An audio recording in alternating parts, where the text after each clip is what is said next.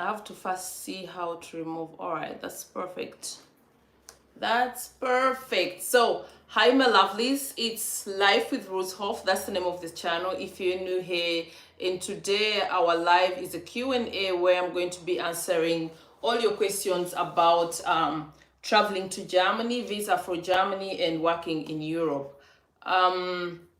Yeah, so most of you probably got to know about this from the interview that I did with Ibra on Wolokoso Extra Digest. And since that time, I've been answering all your messages per WhatsApp, per number that I shared. And I promised you I'll definitely find time to, like have a one-on-one chat with you because the questions are way too many. And I decided it's better if I do a YouTube live where you can get to ask me your questions directly and I answer you. So this is exactly what we're going to do right now. Once again, Life with Rooshoff. Thank you for joining us. If you're new here, please click on the subscribe button, on the notification button too, so you never miss any video. Like, comment, and share the video. And right now, I'd request you to share the link of this video so at least everyone gets to see and ask the question in person that they want to ask. Because like I've been telling you on WhatsApp, it's really very time consuming.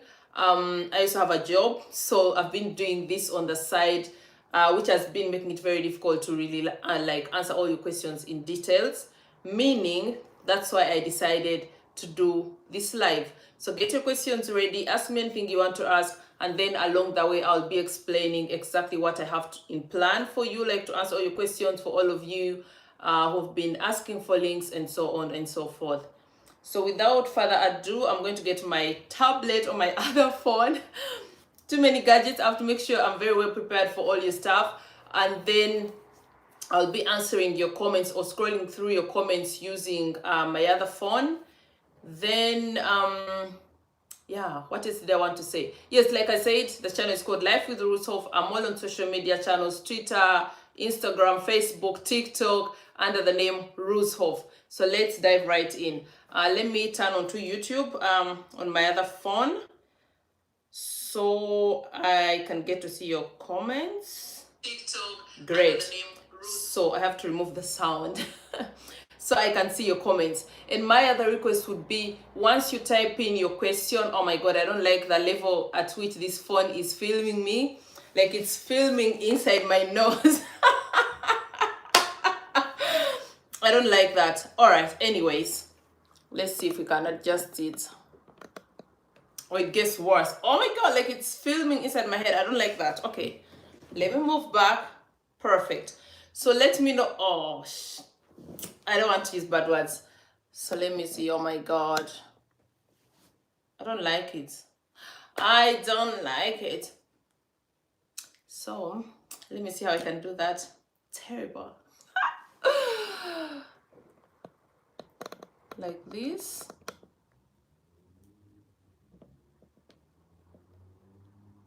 So let's see. Oh, goodness me, Lord. Give me a second. I know I'm just working, but I also want to look good while at it. Anyhow, so like I was saying, once you send in your question, please just be patient so that I'm able to answer it. Because if you keep typing in the same question, the questions are going to become too many and maybe I'll get lost along the way. All right, let's start. Where are all your comments? Okay, I have to start again. Good, great. So Chantel, hi darling. Ahewa Conrad, Nogambachi, Indiaho, Shakira Habiba, hello. Sparky Glory, hey dear. Kehoda, hello. I've been trying Aupair a while, but it's hard to get a family. Yes, it's not easy to get a family depending on the conditions that you're given. So what I know with the Aupair, I'm going to be sharing other links, and then the good news is, I was even actually thinking of postponing this live because I've been in touch with some Aupair companies, agents here in Germany. And while I was answering your questions, I was thinking, because I've had some people who told me, I know some people wrote me, they've been on Aupair agencies in the UK, like where they have to pay premium and everything. And then I thought to myself, actually, why not contact these agencies myself and see if I can get an easier way of assisting you, if they can, you know, like crack up a deal with me of how they can get to help the people that are interested in that. So actually after this live, I have 3 phone appointments with different Aupair agencies where I'm hoping to come up with a good plan through which I can help you.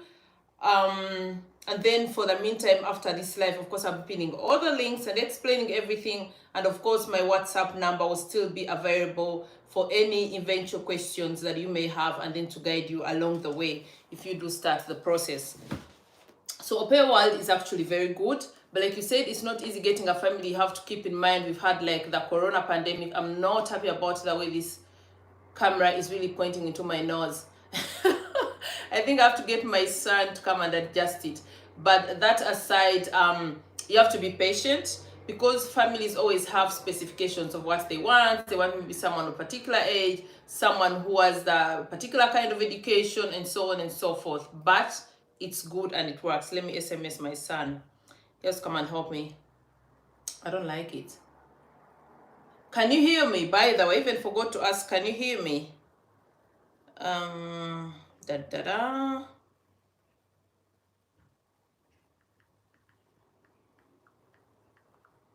And share this link, please. Share it on your Facebooks, on your Instagram, on TikTok, Twitter, so all the people can join us, because some people wrote to me they'll be working and so on and so forth, and I don't want them to miss out. Oh, you can hear me, great. So in the meantime, as I read your comments, I'm waiting for my son to come and adjust the camera. I know this is very vain, but I don't like the other camera is like pointing into my nostrils. This is so funny. Shirts comes to courts. Day Martin. Roofs to them in courts. So I need my son to come and adjust this stand for me. I hope it will not mess up everything. And then, hi, making home here. Lovely to see you. Yes. I'm already here. Going to be answering all the questions, but the vain me says I have to adjust the camera. I don't like the way it's pointing in my nose. So I'm waiting for my son to come and adjust the stick for me. Schatz, holst du Damien bitte? Damien. Give me a second, okay? So, wir müssen schauen, wie wir das machen, dass es der Kamera nicht bewegt. Ich halte den Kamera und du versuchst ein bisschen das vorzustellen, weil es zeigt richtig in meine Nase und das mag ich nicht. Okay?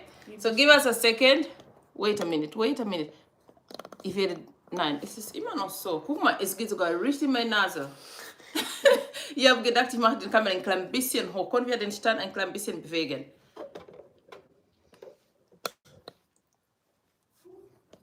Nee, ich weiß, warum ich das nicht mache. Es zeigt, guck mal, es zeigt. Also komm, wir heben den Kamera ein klein bisschen hoch. Komm, Schatz, ich habe keine Zeit. So, da, ich halte den Kamera. Sorry, guys. Okay, ich habe den Phone. Soll ich mithalten? Oh mein Gott, ja, ein klein bisschen. Okay. Okay, halt, du musst halt. Ja. Also es ist noch schlimmer, oder? Ich glaube, es ist okay. Ist fest?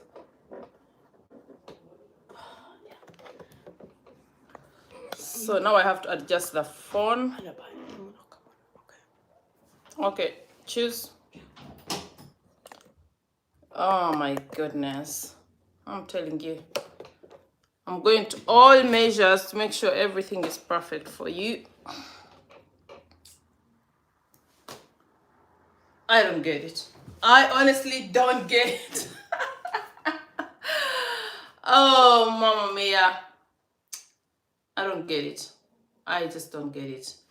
Anyhow, but at least I can see it properly. So I'm now I'm now going to your comments and we'll start right away. Like I said, this is Life with Rushoff. Share the link, share the link, share the link. You can't believe I've answered up to now. I've not been able to scroll today morning. I don't want to show people's names. But these are the WhatsApps. I've answered more than 1,000 WhatsApps, and it would really be sad if all these people miss out. So please share the link and let them all join us. I'm going back to the comment section so I can answer you. Whew.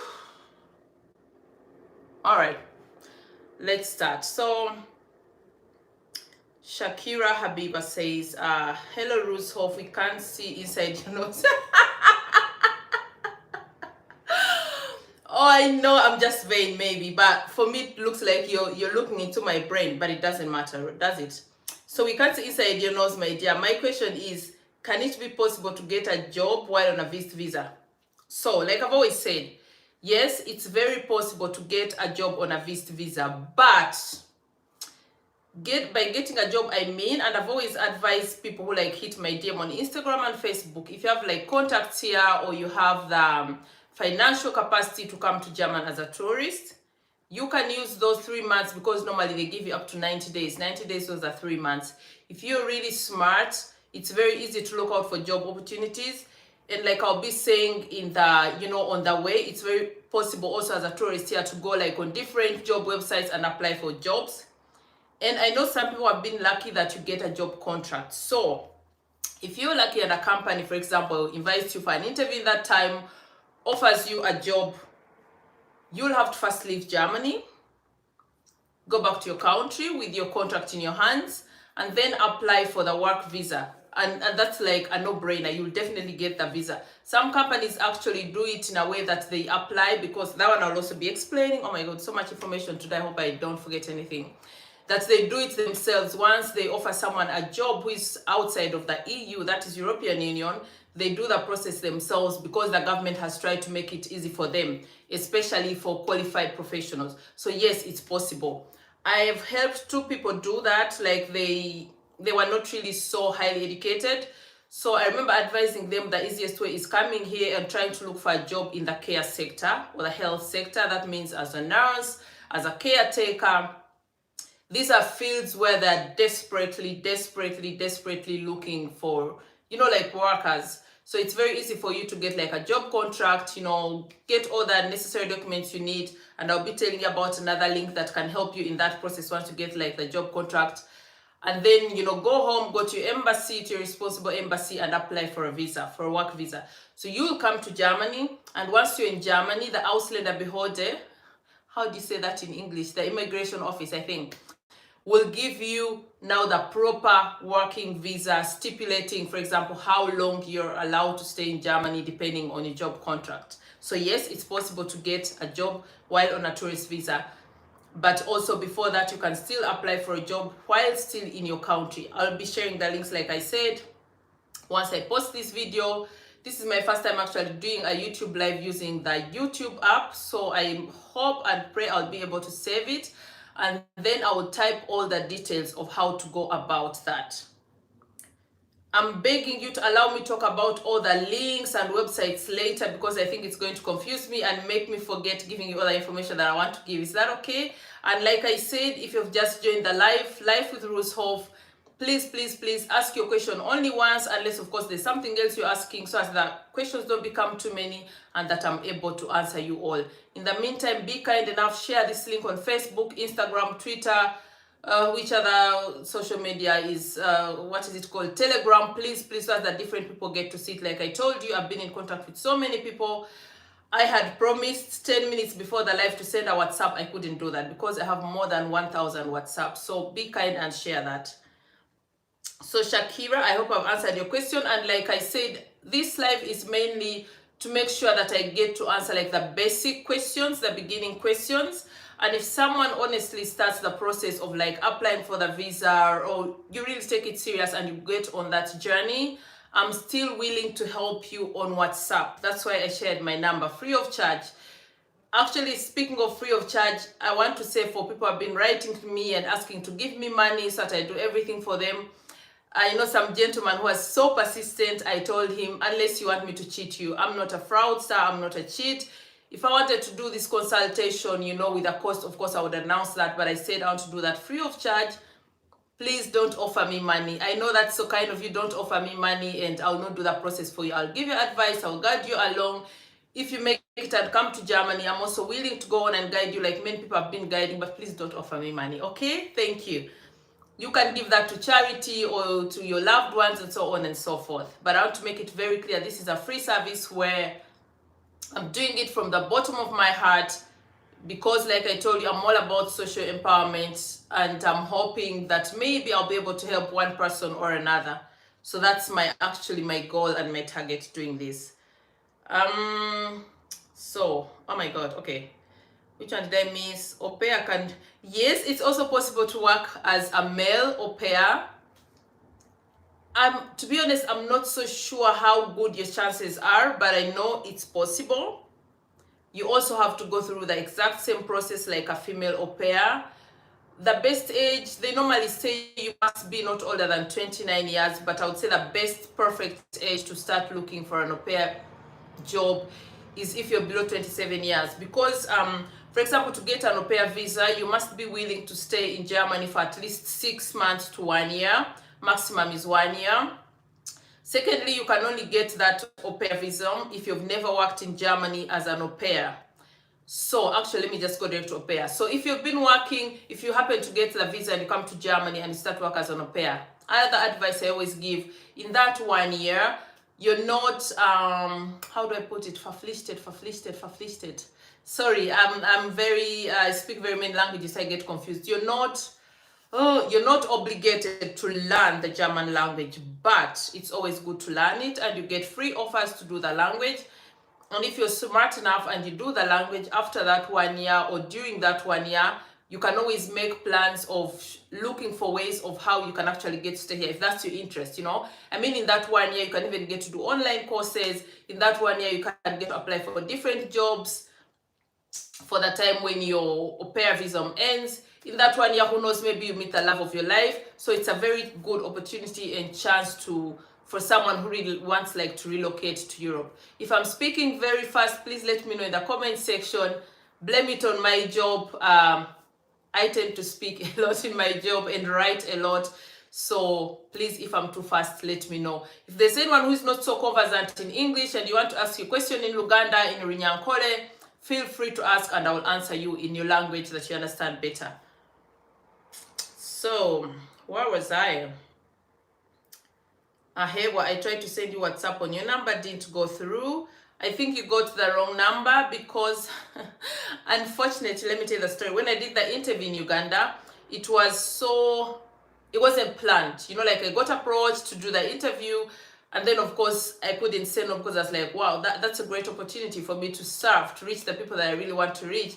And then I gave in my number, but I forgot that I'd actually deactivated that number. So unfortunately, if you've gotten here through the interview with Ibram Kasa, the number there is wrong. And I begged them to put down the video and put the right number because I didn't find that okay. But unfortunately, they didn't want to do it. It wasn't good for the algorithm and so on and so forth, which I respect. But I tried to pin the number on all my social media and on that video on YouTube. If you go and watch it, you'll see in the comment section. I'll also pin the number again. So after the live, you can contact me. And speaking of contact me, I have to thank you so much. I was so worried. I thought I was going to get very disrespectful messages. There were a few of them, but I'm a very straight person. I told them why I gave out this number. It's not about people trying to date me and everything. And so far, everything has been good, and I hope we keep it that way. Chantel. Okay. Oh, thanks Making Home here for listening. That's a beautiful sister of mine here in Germany. I hope to make up links one day. I'll be in Berlin in October, beginning of October. Maybe we can hook up and talk and see maybe a collaboration since we're both moms and empowerment ladies. Shakira, can you get jobs with English language or need to study German language first? So Shakira, that one I was also going to talk about it. If you get a German, oh my God. If you get a job in German, for example, as a professional, as a qualified worker, as a Fachkraft, like we call them here, it's of more advantage if you can speak at least even basic German. For everyone who has been contacting me on WhatsApp, I've been advising you, try to learn, you know, like the basic language. And nowadays you can even do it on the apps, you know, be able to say hello, be able to, you know, to say a few things. So if you're coming, for example, as an au pair, you don't have to be perfect in the German language. But for other professions, you really have to have at least the A1. A1 means basic language. You can greet, you can say your name, you can ask for directions like what time is it, or voice their band, you know, like really, really basic. But that means once you get to Germany and you're going to work, for example, as a professional worker, a qualified worker, you must learn the language. That doesn't mean while learning the language you won't get paid. You will get paid, but you will be obligated to learn the language. And they will offer you the course, and then you'll be doing the language course while you work. For example, if you come here as a nurse, if you come here as a caregiver, if you come here as a doctor, actually the only people not obligated to be able to speak German are people working like in the IT branch, because they're more international. Of course, along the way you learn the language, but they're not obligated. That's very interesting. But for the rest, if you're coming here, you want to work as a nurse, I've had people who want to come here as engineers and so on. That is what we call Fachkraft or professional workers, people like who have graduated and so on. You really must be able to speak basic language, so that when you go for your interview, visa interview, maybe they'll ask you wie geht's, you must be able to answer, to know that they're greeting you, for example. Or if they ask you wie heißen Sie, what's your name, you know, small stuff, not the perfect German, but small stuff. The German country has different language courses in different countries. In Uganda, we have one in Kamocha. In Kenya, they have one, I think, called Kolping, just like here in Germany. So you just Google and find out the different schools. And if you can't do that, there are also certified online apps that can give you the course and even give you a certificate. I hope I've answered your question, but Shakira, since you're interested more in Aupair, you don't have to be able to speak German, but at least you must speak English. And then it's to your advantage if on your CV, if the agent, like, you know, like, because they post your CV for searching families to be able to find you. So it's a plus if they say she's conversant with a basic German, you know, a little. I think it's very nice for the family, but you're not obligated. Next question. Please share the link. I don't want to get so many messages after people telling me, oh, I missed, answer this and that. Not because I don't want to help you, but like I told you, this, what I do is something personal, something that is very important to me, but I have a job. So, and I just got back to Germany a few days ago. I was away for the whole weekend. I was in Frankfurt, so you can imagine I got back yesterday, planned everything, and I'm doing the live. So I'm really praying and trying so hard everyone that wanted to join the live gets to join it. Good evening. What do I need to upgrade in my nursing in Germany? Because I'm not financially stable as I can. Financially stable as in, can I get a sponsorship in Germany? That is ransom. So ransom, I've not understood your question. Are you already a nurse or you're not yet a nurse? What's your current qualification? And then Sparky Glory, thank you for being honest. May God bless you. I tap. Oh, thank you so much. Chantal, share links for companies which can register for a paid job, because it's really a good beginning to start life in Germany or any European country. Yes, I'm going to share the links. Like I told you, I'm going to upload this live, and the links are so many. I'm going to share links, I'm going to share websites, and then I'll be explaining what every link and website means and does. And then of course, if there's something you don't understand, you can always hit my WhatsApp. And another thing I have to say, if you're giving in these websites or links are in Google, there's always how do you say Einstellung? There's always an option of getting the link either in English or German. So if you click on a link and it's on the German language, on the upper right corner, there's always an option where you can change the link or website to English. Wells, hi madam, when I visit Germany, is it possible to get a job unskilled? When you visit Germany, what unskilled are we talking about? In Germany, of course, there are also job offers for people, for example, like want to drive trucks, truck drivers. I mean, like, how do you say it? Kraftfahrer. Those are people like who drive, you know, like food containers. Not even containers. What do you call them in Uganda? Yeah, I think they're like containers. You know, like the huge cars transporting, for example, food within Europe or from England to whatever. For example, in England, people who do those kind of jobs are really highly needed, because ever since they left the EU, they don't have such workers. It is still possible to get a job as an unskilled worker, but then, for example, your chances of getting a job applying from your own country is difficult, because at the moment they are more interested in skilled workers. But if you get a chance, a visa to come and visit, you can still look for a job. And once they offer you that job, you go with your contract or your job offer and apply for that visa. I'm also going to be sharing the links, like I told you, where you can search for jobs. And it's also possible to search for those jobs and see what they mean in the English language, apply for them, and once the company picks you up, you can still come to Germany and work as an unskilled worker. But the chances, of course, are not very high like someone who's skilled, but it's possible. Who else? Hello, thanks for the video. Hello, thanks for the video. I got a job offer and I've prepared all my paperwork and I'm waiting for an appointment, but I'm not a graduate. Do I qualify for a VAC visa? So if you got a job offer, that is already one step of qualification, because that is very, very important. There's another bit that is complicated. It's rarely asked, but for some jobs they ask it. The organization is called ZAF. That works, oh my god, how do I translate things in English? Like, it works with one of the recruiting organizations affiliated with the Ministry of Work here in Germany. They might require you to have that letter, very rarely. But if you already have a job offer and you have it on paper, that's already like one big step of qualification. What I would advise you is, when you go for this interview, go very confident, with faith in yourself. Even if they ask you a question where like they catch you off guard, don't get into panic. Just be honest. If they ask you a question and you don't know the answer, what question can I say, for example?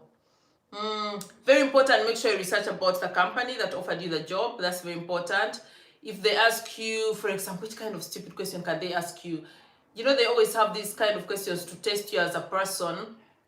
I'm thinking of what appropriate question that would be. If they, for example, asked you what are the working laws in Germany or something like that, it's just an example, and you don't know, don't panic, just be honest and, just go like, oh, that's actually a very good question. I didn't think about it. I'll definitely do my research, something like that. It shows you're confident. It shows you're willing to learn. It's not that they're trying to make life difficult for you, but they're trying to, just like any job interview. That's how the visa interview actually sometimes is. So you just have to be confident, believe in yourself, and be honest. Don't feel like scared, because they're just people like you and trying to do their job. So your name is Kerry Animato. I'd be interested in hooking up with you on WhatsApp. So for any questions or guidances, I can guide you. If there's anything you have to ask about your visa interview, I'll also be thinking which other information you should have. Just hit me on my WhatsApp, and then I'll guide you along the way. Raifa Muhammad, please, my dear, but you promised us to post the links. Yes, my love, I'm going to post the links.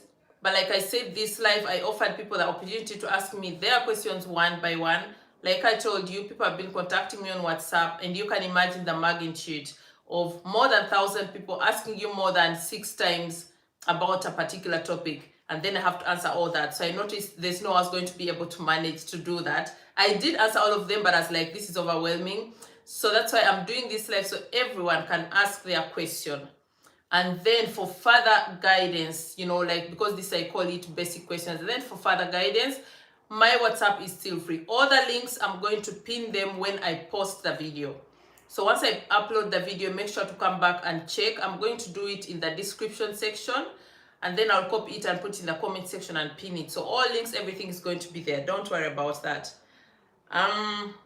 Hey dear, thanks for the good heart.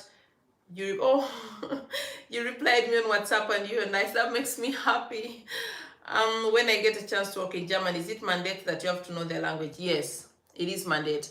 And it is also good for you, because if you're to integrate in Germany and to have a good life here, you have to be able to learn the language. What I can tell you is personal experience, but I'm also fair. I'm very, very good with languages. I speak more than 8 languages. But from my experience with different languages, I personally think that the German language is not so hard. If you're someone who can write in vernacular, for example, if you can write Luganda, Runyankole, Runyaranda, or read it, I think it would be very easy for you to learn the German language, because we write almost everything the way you hear it, and even say it almost the way you say it. That's what I think for me. so it wouldn't be a problem. And once you get the job, no one is going to force you like to be perfect in 1 year. You have time to learn, and then you'll be interacting with other people, which will help you learn the language. I personally didn't go to language school. I was in language school for 3 months, got pregnant with my second child, dropped out of school, and the rest of the German language I taught myself to working level. And now I'm a working professional with perfect English, no German writing, speaking, and everything. So I'm sure you can learn it. If I'm too fast, please let me know. And please help us with the right spelling of Aupair. Thanks. You're so sweet. Okay, let me write it.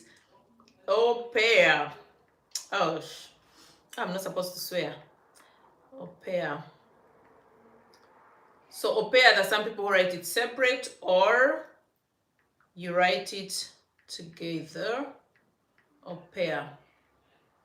So that's how they write the name Aupair. Please blah blah blah. I had a great experience with you on WhatsApp. Thanks. Thank you too, and thanks for being respectful and kind. And I must preach to you, once I give you, for the people especially who are interested in Aupair work, I told you I'm in contact with particular agencies, because I thought from the questions I was getting, most people are very naive. Most people, I'm sorry to use the word, very desperate. And I have to warn you again, like I warned you before, please don't let anyone rip you of your money, please. You know, many of you have offered me money. If I was a thief or a fraudster, I think now I would be rich. That's not my intention. My intention is to serve you. But I want to warn you once again, for Germany, it's a very straightforward country. I know that in our countries it happens and people are used to that, because mostly in African countries or developing countries, people are desperate and people know how to take advantage of that. So don't let anyone tell you, oh, give me so many millions, I'll help you get the visa. It probably won't work out. So don't do that. Just believe in yourself, follow the right procedure, and everything will work out. Speaking of the working visa, someone asked me what's the cost of a working visa. Generally, for anyone coming to work in Germany, be it au pair or whatever job you're coming to do, your visa will cost 75 euros. And someone coming for tourism, like visiting, your visa costs 80 euros. So those are the costs of a visa.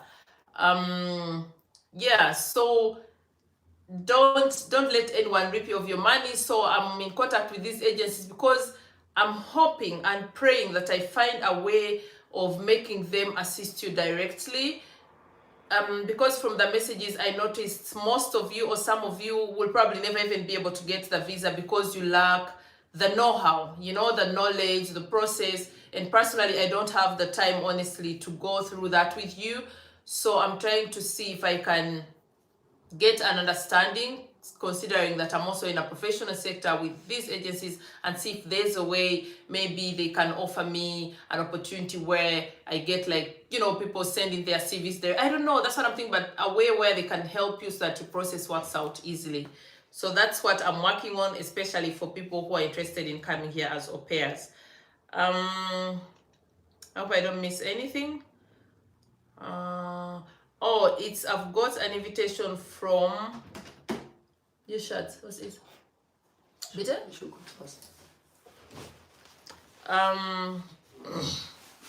Schatz, wo gehst du hin? On time. Okay, dann hol's vorsichtig raus und nicht reden.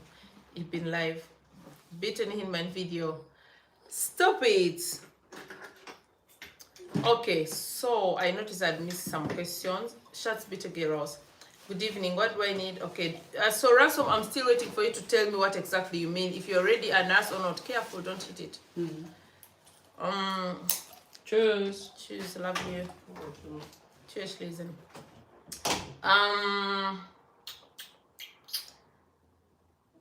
So John Roscoe Manje is saying, I've got an invitation from my friend, German citizen. That's good.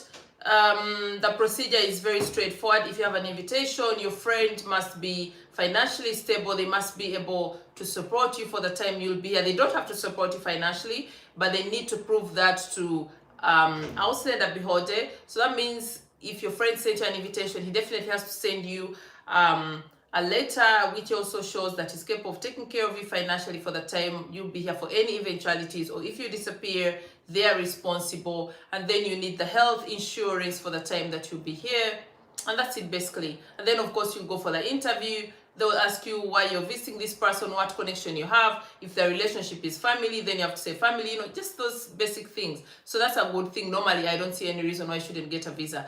And then, of course, they always check for stuff like, are you capable of disappearing in Germany, or you have like what we call social ties, you have a reason to go back to your own country. So that shouldn't be a problem. Fingers crossed for you. For any questions, just WhatsApp me. So who else now? Okay, me, I want to visit you. That's lovely, but unfortunately I wouldn't be able to invite you, first of all because I don't know you. And like I said, if you're inviting someone, you have to give a reason why you're inviting them and who they are to you. So of course my family and so on, I could invite them, and friends. And of course you're all strangers now, but I always say strangers are the people that turn into friends. But right now I can't say or promise that I will invite anyone. For my Nyankore people, oh, how did you know I love that? I love Eshabwe, I love Obshera. But I think I'll just have to come to Uganda. Hopefully I'm planning to come back in December, and then you have to give me that in person. So animator goes, I got both actually employment letter and the government letter too. I'm only worried the job might not fall under the needed skills. So do you mind telling me exactly what kind of job you got and what your skills are? Because true, that's important. Or do you prefer to WhatsApp me if you feel that's very personal? Because you might not fall in the skills, but if the company gave you the job, then they know that you're qualified for that job. And in German, we also have a chance of what we call Weiterbildung. You can go into a certain sector. For example, many people ask me, oh, what is the best job that I can do in Germany where I will never go out of employment and so on and so forth. And I tell them, for example, the care sector. The care sector, most of the people who join the care sector don't have that background, don't have even a nursery background. You could be a teacher, you could be an engineer, but because they desperately need people to work in that sector, they'll take you and then offer you what we call Ausbildung. Ausbildung means like training. So if the company offered you that job, then for them, you qualify. Maybe you can hit me on WhatsApp and then we talk in details about that. So you can tell me the job title and everything, and then you tell me what your qualification is, and then I'll tell you how your chances are. Okay? We live in Qatar.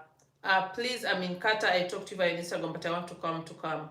So, Paul Devra, that's great that you really want to come to Germany. But it would be great if you maybe briefly let me know why you want to come to Germany, or what is your target, because like I told you, there are different kinds of visas. So you must let me know what kind of visa you have in mind, and then I'll tell you what your chances are or what you need to know. Oh, dear sister, please, can you take us through the process after getting an Aupair job to some of us who are in Uganda? Thanks a lot, dear. So, Aupair job, like I told you, you cannot get an Aupair job by, I don't know how to even put it. It's not like in Uganda where someone connects you with someone. So you must be registered with a particular agency. We have the Aupair World, for example, they have a branch in Uganda. Then there are also Aupair companies, other Aupair agencies, where you can go on their website. I'm going to pin all that at the end. So there's the section for people who are searching for au pairs, and then the section for people who want to be au pairs. So if you want to be an au pair, I would advise you to do a CV. It doesn't have to be, like the high class CV, basic stuff.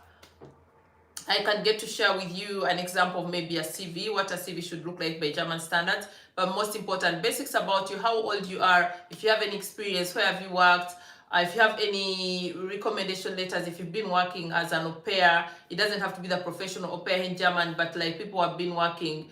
Many of you wrote to me and you call yourselves Kadam. I don't like using the word, but I'm using it from your mouth. And you've been working in such a field. If your bosses are nice, they can give you a letter, recommendation letter, showing you've been working with them for 2 years and so on. You can attach all that, and then this agency will upload it. And then for families that are searching for au pairs, will go through different CVs and they will choose the person that they like, or sometimes the au pair company, after doing something, recommends you for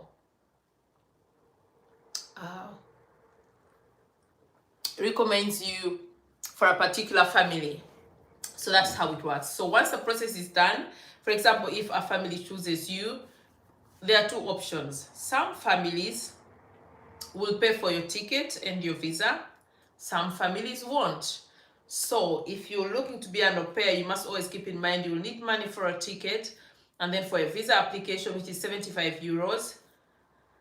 Once a family chooses you, that means you get a work contract from the au pair agency. They give you that work contract because you need to go to apply for a job. And some agencies actually sometimes help you go through the process. So it really varies, but that is the basic process. You need a job contract for a family that wants to have you as an au pair. Then you'll apply for the visa. You need 75 euros. You have to go for the interview, of course. And that's basically it. And like I told you, for the au pair people, I'm trying to work out something and see if there are agencies here in Germany that would be willing to help you directly. Next question. Konka. Konka, we are friends. Konka talks chimanya. I don't know about that. I don't have a friend of mine who's called Ahewa. You could be my social media friend. That's possible. Virtual friends. You're all my friends, but not on a level where I would invite you to come and visit me.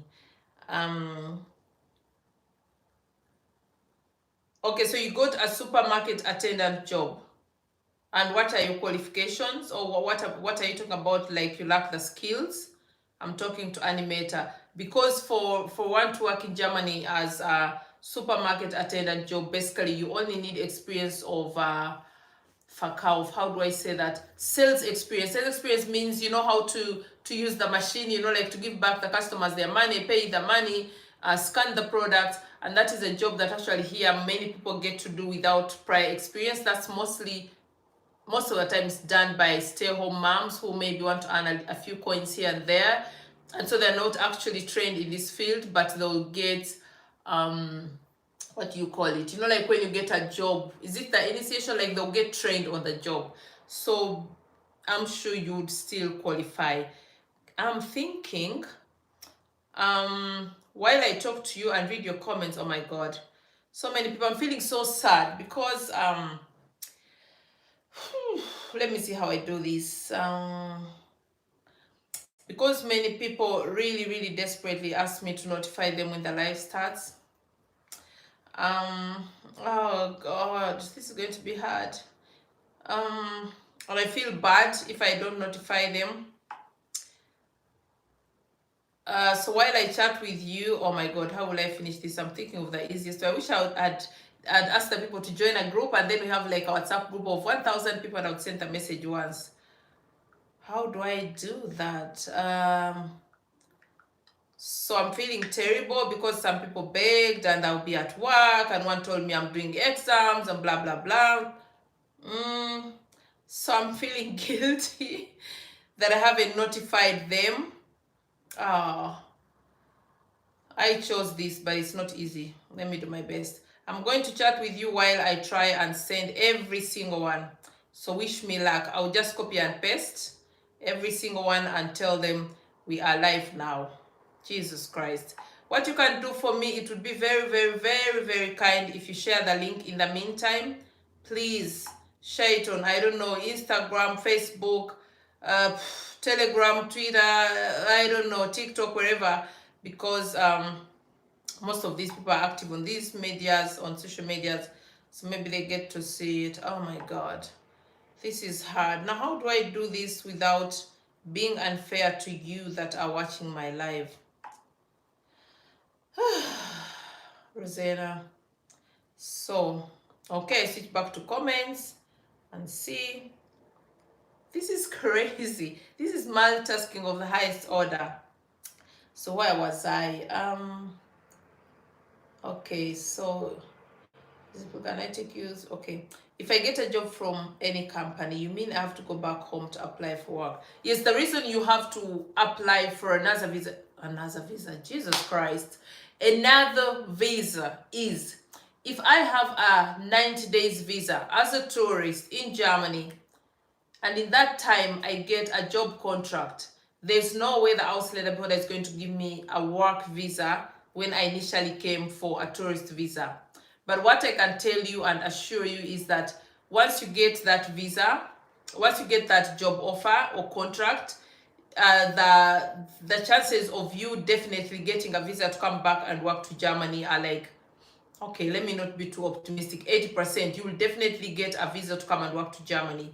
but you definitely have to first go home, because the visa initially while you're here is not a work visa. So yes, and I'm sure there's no company that will offer you a job where you have to start tomorrow. And if that should be the case, then the company would really have to help you out and work something out with the Ausländerbehörde to allow you to stay and start work immediately. But in most cases, you'll have to first go back home. You know, you have all the necessary documents, apply for the visa, and honestly, if you have all the necessary documents and there are no other problems hindering you, you'll always get the visa in maximum, if it's really like as a good job, professional worker, you'll get the visa in maximum 3 to 6 working days. So that shouldn't be actually your worry. Your worry should be that I get a job offer, get a job contract, and then go with it for the visa application. So you can hear the messages. I'm trying to notify the people. How restricted it? Oh, holy moly. This video is unavailable with restricted. Oh my god. This video is, oh Jesus. This video is unavailable with restricted mode enabled. To view this video, you need to disable. Oh, I have to answer this person. Hi, so the restricted mode is not from my side, it's your side. I think you're in Uganda or whichever country. While on holiday in Uganda, I noticed some internet providers, for example, my hotel was restricting certain videos. So you have to go to your YouTube, click on settings, and then remove the restricted mode. If you have, for example, the restricted mode means if you have, for example, in your settings that children are not supposed to watch certain videos and so on and so forth, you can't watch it. So you have to go to your YouTube settings and then remove the restricted mode. That's not my fault, it's your channel. Thank you, catch you later. So I'm sorry, my love. So I'm back to your comments. I'm multitasking. Okay, next comment. WhatsApp group is also a good idea. Yes, I think it's the best idea, because now I'm trying to notify all these people and I don't know how I'm going to be able to do it. And I thought it would be enough telling people what time I'm going live, but they're all like, please let us know when you start. And like I can see from the views and from the people I've been chatting with, most people are not here. So after this live, I'll try and see if we can make maybe a group, if people are okay with it, so I don't have to write back and forth, because most of the questions are similar. So thank you, Sparky Glory. Oh my god, I'm doing my best. I'm really doing my best. Whew. So help me also share the link and go on with your questions. I'm glad at least they are getting to see my message immediately. Who else haven't I sent? Oh god, we are live. And now the mistake they're making, they are answering me, which is taking me back right to the beginning, because I'm trying to just scroll. No wasting time. But go on and ask your questions. I'll definitely be answering you. And then, of course, I'm answering your questions. And then right almost at the end, I'm going to give you my personal tips, some things that I wrote down that I would like to share with you. Oh my god, please don't answer me when I said you were alive.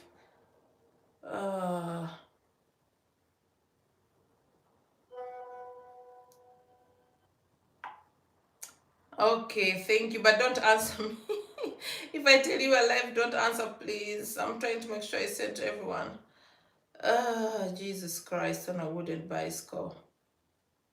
I'm watching my loves. If you type in your question, I'll definitely answer you. Be kind and understanding with me so that I notify these people. Oh my goodness, how am I going even to manage this? I'm overwhelmed.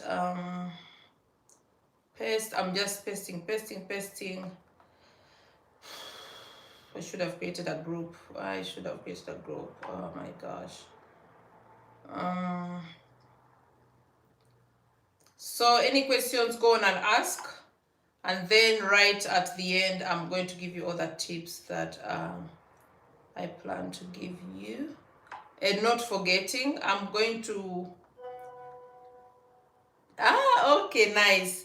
I'm going to let you know in the comment section. I'm going to put it in the comment section and the description box. That's what it's called. I'm going to put all the links. Once I upload this video, I'm going to put all the websites, and then I'm going to try and explain what each website or link is for. And for further questions, you approach me on WhatsApp. And for some links that I'm going to post, I would like to advise you, if you contact any of these people, if you send him an email or call, you have to be very respectful. German people are very strict. You have to be like straightforward, you go to the point. So don't be emailing someone and write them hey or hi baby. You know, just be professional. Just write good evening.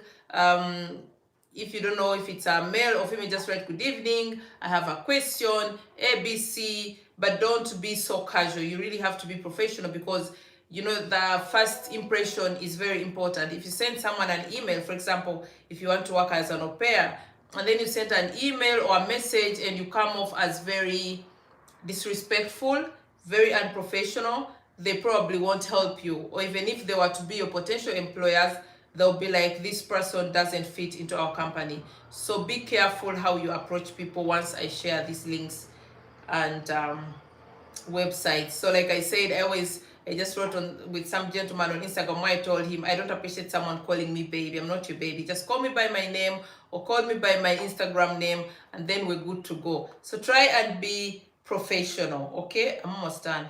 For the rest of the people, God will know. I'll just upload the video and hope they find the answers they want. I'm going to answer in a second, all of you. I'm so sorry. Actually, let me first go back to you because you're here. Next question. Yeah, my dear, please create a new WhatsApp group. It will be easier for all of us. That's why you'll say yes. Yeah, actually, you've saved me, because I'm also planning to send the links on WhatsApp, but that would take time. Like I told you, honestly, there are way too many people. But now Mohammed has just given me a good idea. I'll sit down and see how to create a WhatsApp group. Is it possible to have a WhatsApp group of up to like 1,000 people? Because honestly, I've not counted today morning, but I think we have like 1,200 messages already. So that means I would have to do this WhatsApp and put all these people. I will have to find out if it's possible. And then if it's possible, it's what I'm going to do. So I can also share the links in the WhatsApp. I'm going to pin them on YouTube. And then I'll also share them on WhatsApp. I'm a bit angry with myself that I did think of this earlier, because now it's interrupting my life and your time, for all of you that managed to get here on time, and I don't appreciate that. But I'm trying to be fair. I'm trying to be fair. I'm almost done, I promise. And then we'll go on with our live. So let me first go back to your questions. I hope I didn't miss out on it. Isiko Mickey. So hi Mickey, you contacted me, oh my god, I think 3-4 weeks ago when I was still on holiday. And I promised you I'll get back to you when my holiday is over. So kindly ask me a question, kindly ask me whatever it is you wanted to ask, and I will answer you. Let me put off this sound, because all the people now that I'm sending the message are answering. I wish they knew I don't want them to answer, because it confuses me now. Way too many messages. So Mikey, please go on and ask your question. I'm so sorry you had to wait for so long, but I'm glad you're here now and I can answer your question, whatever question you want to ask. Thank you. All right, almost done.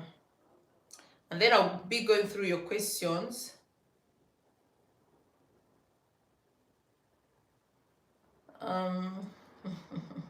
Thank you for joining me. Thank you. I'm almost done. I'm not going to send all of them. I'm choosing like the first top, because those are the ones that just contacted me. So I'm hoping that they're able to see the message immediately.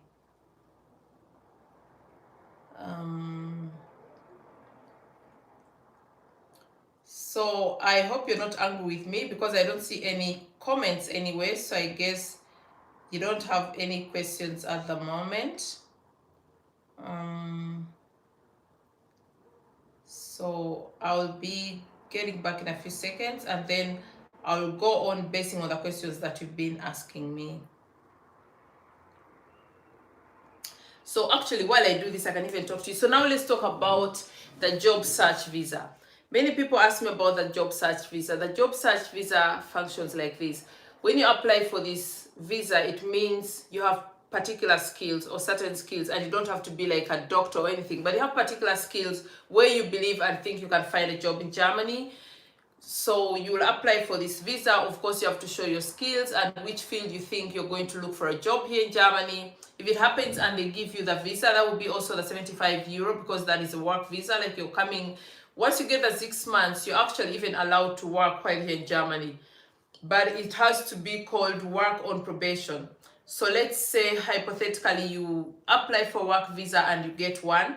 They give you 6 months. Normally you don't have to stay for 6 months, but they give you 6 months because that's realistic for someone to look for a job and even be able to get a contract. So in those 6 months, if it happens and you approach a company or an agency and they're like, yes, we can give you a job, so you work on probation and we decide if you're good for us, you're allowed to work up to maximum 10 hours a week, not more than that, because you're working on probation, and then you'll be paid. And then in that time, if you happen to get a job offer, then you can apply for work visa, like the Arbeitstitel, Arbeitsaufenthalt, and then you will get a visa depending on what your job contract stipulates. If you have a 1 year visa, 2 year visa, 1 year job contract, 2 year job contract, and then in the time when you're in Germany, you can always change your visa because you can easily find other jobs. But normally that's how the work visa works. And since 2012, German opened this opportunity for anyone who is qualified in different sectors to come and look for a job. And you don't have to be like, the professional people. You can also be a skilled worker, like I told you, if you're like a truck driver, or if you're working in the security sector, if you're working in the hospitality sector. At the moment, for example, we're having problems with people in this industry, the hospitality sector, hotels and so on. If you're someone who has experience, for example, it also falls under the hospitality and transport sector, the airport services, people like work at the airport.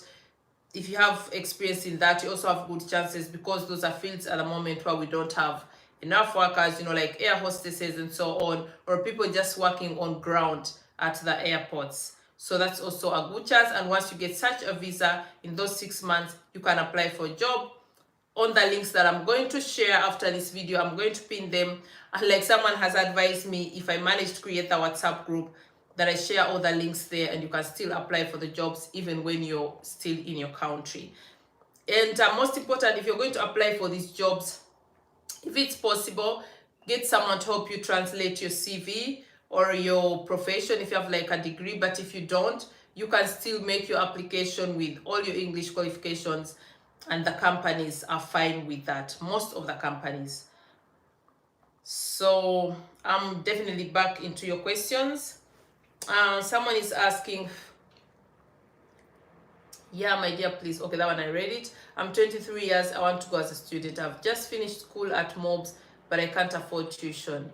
And how much do I need to prepare in terms of funds as a student? And how much can a student earn in a month roughly? So, Hamad, it would be great if you tell me what you just completed studying at MOBS. Secondly, if you can't afford paying your own tuition as a student, I'll also be sharing the links. It's very possible to get scholarships, but just so you know, those scholarships, once they're opened, once they announce them, there'll be millions of people applying for the scholarships. So it's a 50-50 chance that you get. But I know many people here from Kenya, Uganda, who are here on these scholarships, and they just didn't give up. So I'll share the links where you can get these scholarships. But also, before forgetting, if you're interested in coming to Germany, you just have to follow the German embassy like now, like immediately. You have to follow the GIZ. GIZ is GIZ. I'll share the link. Then you have to follow DAADS, DAADS. They also offer scholarships for like entire Europe, but mainly also Netherlands. And then other links I'll be sharing that offer scholarships. But if you're interested in that, you really have to keep watching. Don't if you watch a scholarship, for example, they always give terms, you must have this, you must have that. just go on. You have nothing to lose. Apply for anything that you think would be of interest to you, or you qualify, and you have nothing to lose. And when the time comes, of course, you'll be invited for the interview and so on. You can always hit me up and talk about that. But that would be the easiest option for you. Earning what you earn as a student depends on what qualification you have. It depends on what you're coming here to study. But like I communicated at some point, starting from 200, 400 euros, depending really on the qualification. And that is not like a salary. It's called, now the word has disappeared. It's called, I forgot the word. It's called, it's like maintenance, you know, and it's not even taxed. That's what you get, but I've forgotten the word. But of course, if you come on a scholarship, mainly if you come on a scholarship, they'll cater for everything. Like you get accommodation, you'll get a stipend. I don't know if you understand that. Stipend means like they'll be giving you a monthly allowance to help you sustain yourself here in Germany if you get a scholarship. But if you're coming as a paying person, if you're paying for yourself, of course it depends on what university you get the admission, how much it will cost you. I don't know, because I don't know which university you'll get and which qualification. And of course you have to keep in mind, I'll need to rent an apartment, but that is always not a problem because most students here share apartments. So you can rent an apartment or just join a group of students who already have an apartment and they'll rent you space, you know, like where you can put your bed. So that is also a no-brainer. And of course you need money for upkeep. How your expenditure is, how you love spending, I can't decide that for you. But at least for a single person, it's difficult because my expenditure is a bit, I don't know, it depends on how much you love to spend and how what kind of lifestyle you have. So I can't really say that for you. So hi Rose, how are you? That is Wanyenga Gloria. I'm good, thanks love. Manje, so if I'm to search a job in transport sector, what is the process of driver's license? Driver's license, if you come to work in the transport sector, you definitely have to renew your driver's license. Personally, when I came to Germany, I had an international driving license. So that was only viable for 1 year. That means after 1 year, I had to do another driving license, like the official German driving license. It's no brainer. The roads and the conditions here in Germany are definitely different. I did my driving license in Kampala with the best driving schools in Kampala, but still, of course, I could drive, but still the conditions here are definitely different. So you definitely have to be on European standards. That means you have to do the theory course again. You can learn that in English or German. It doesn't matter if you've not yet learned the language, because I did mine, I think, 4 to 5 months after I'd moved here. I remember I was even heavily pregnant. So you do the theory. That means you have to go for theory lessons, maybe like 3 times a week in the evenings. And then you can also do simultaneously, depending on how you choose to do that, practical lessons. If you've got a job offer, probably the company will pay for you. If you're someone who already knows how to drive, it won't be expensive. You should be able to go after like, I don't know, maybe 20 driving hours. I don't know, most people have problems with the highway because our highways are super fast, super crazy, but you should be able to do that. But definitely you'll have to do your driving license completely new, like practical and theory. So that means professionally you can't drive with the Ugandan or whichever country driving license. You can use that privately if you have an international driving license. You can use that for exactly 1 year, but then after that you must get the German driving license. Me, I want to go as a caretaker. Can you please help me there? I'm 23 years experience. Oh, great. So Gloria, if you have 3 years experience, for you it should be very easy to even apply for a job from where you are. The links that I'm going to share, oh my god, I think everyone's just waiting for the links, but it's very important that I explain to you the details, because it won't help you knowing the links and you don't know the process. So Gloria, if you're a caretaker and you have 3 years experience, first thing I would advise you is, that's what I've been telling you on WhatsApp, make sure you get recommendation letters. I think that's what you call them in English. Like if I've worked with someone or a company, just kindly ask them to write you a letter, you know, as evidence that you've worked with them for this and this period. Say something nice. That's what you call a recommendation letter. Make sure you have your qualifications. If you're in position to have your documents translated, that would be even perfect. What else should you know? since you are interested in working in this sector, I would advise you to start learning language a little bit. It doesn't have to be like the perfect German, but like I said, basic language. If someone asks you, what's your name? How old are you? Where do you come from? You should be able to answer those questions really if you're coming to work in a professional sector. Because if you come to work in Germany as a caretaker, that's also like on a professional level. Of course, there are different classes. You know, the people who work like assistants, they don't have to have that, we call it Ausbildung, the qualification of 3 years. They have like 1 year. There are even those who don't have experience that have to be trained on the job. So they're very different sectors, but it's actually a very good job. And once you get a job offer here in Germany, there's a possibility of upgrading. You know, you're like working, but also still getting lessons where you can even get to a level of a qualification of someone who has 3 years training. And then also that means your pay is much better. Yeah, but it's possible. So I hope the links will help you, and for any further questions you can hit me still on WhatsApp. If I'm very fast, you let me know. Hi Rose, how are you, dear? I'm good, thanks. Oh, that was Gloria. Okay. See if I'm sorry. Okay, so some people are joining us, the ones that I notified with WhatsApp. I'm glad you're all here. If I don't have someone I know in Germany, how come I... That's such a sweet question. So, for you to be able, I'll use the proper word, for you to be able to integrate in Germany, for you to be able to make it in Germany, you don't really need to know someone there. All you need, to be honest, that's what I preach. I have some few videos on my channel, you can go there and watch. Once you get here, my advice would be learn the language, okay? There's no way out. I mean, this is a German-speaking country. People know other languages, but there's no way you'll ever go ahead and reach your goals without learning the language. First step, I would learn the language. Driving license, I would say that's a luxury, depending on where you're staying. Personally, I had to drive because of personal reasons, but still, that is a luxury. You will still be able to go anywhere and everywhere here in Germany without a car or driving license. We have buses, even in the smallest of villages. We have buses that, you know, drive after every 1 hour. We have trains. So a car is a luxury. You can do it at some point when you're financially stable. I learn the language, make contacts, and with contacts I mean networking connections. For example, if you get here, I always offer the people the chance. I even say that at the beginning.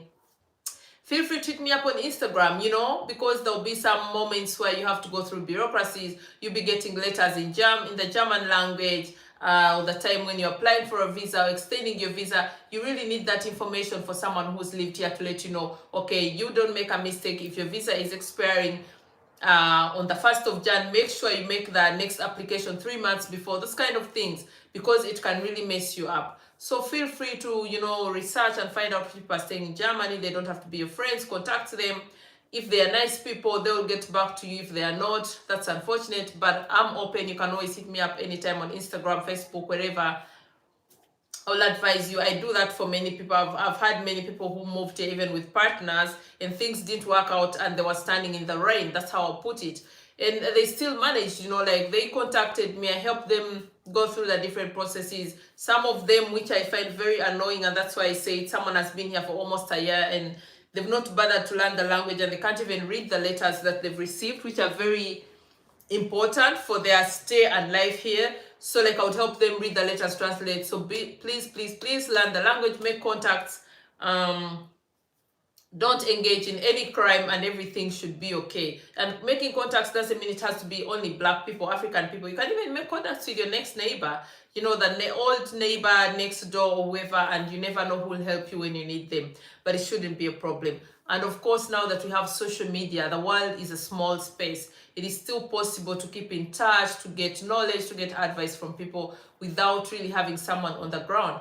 I personally don't have any relatives in Germany. I don't have any, you know, like friends in Germany, you know, like real friends. I have acquaintances, but I don't even have like friends where I say, okay, I'll call them and tell them, lend me some money. I don't have those kind of friends here. Anyway, that's also my personality. I'm someone who believes you really have to be focused and know why you're here and know what your goals are, and you really don't need to have like very close people on the ground, so you can still make it. And I'm also there, so you can always contact me. I'm here too. Thanks for the update. Thanks for joining. Yes, I did my best to make sure I update all of you. So as I wait for more questions to come in, I'm going to switch and start answering some of the questions that you asked me on WhatsApp. Whew, too many things. I don't know where to start, so I have to go through because I tried to make some notes. So most of you are interested in Aupair links, job links, definitely pinning them and then trying to see if I can create a WhatsApp group where I can get to share all of them. What else did people want to know that I noted down that was very important to you? I made my notes. Give me a second. And then I'll also be sharing a link that is very, very good. It offers services for people, for example, who want to move to Germany and work in Germany, or people who have even already moved here, and mostly, especially for professional workers, for people that are very qualified. That is an agency created by the government that actually helps you to relocate to Germany if you're a professional. So if anyone is here and they are professional, engineer, IT branch, medical branch, health sector, you'll be able to use this link. I'll also put the phone number. So don't worry if later I post a video and 10 minutes later it's all the links are not yet there, because it's a lot that I have to write and explain to you. So that's that one link you'll have to look out for. I'll also put the phone number. And like I said, once you call these numbers or email them, try to be professional. No haze, no hi baby or whatever. Just write a professional email or make a professional call. And if you call and they're speaking German, you just say, would it be possible to speak English? Even when you don't understand what they're saying. So they'll be able to answer you and maybe tell you they can speak English, or they'll connect you to a colleague that speaks English. So you just call and say, good evening, good morning, whatever time you've called. My name is X Upsilon, and I would like to make an inquiry about ABC. So I would advise you, when you're making this call, prepare like I've done myself, write down a few things that you want to ask. A few things that are important. For example, if they ask you what your qualification or what you're interested in, that you know what you want to ask and not go on the phone and be like, yeah, you know, you understand what I'm saying? Like, first impression really matters. So,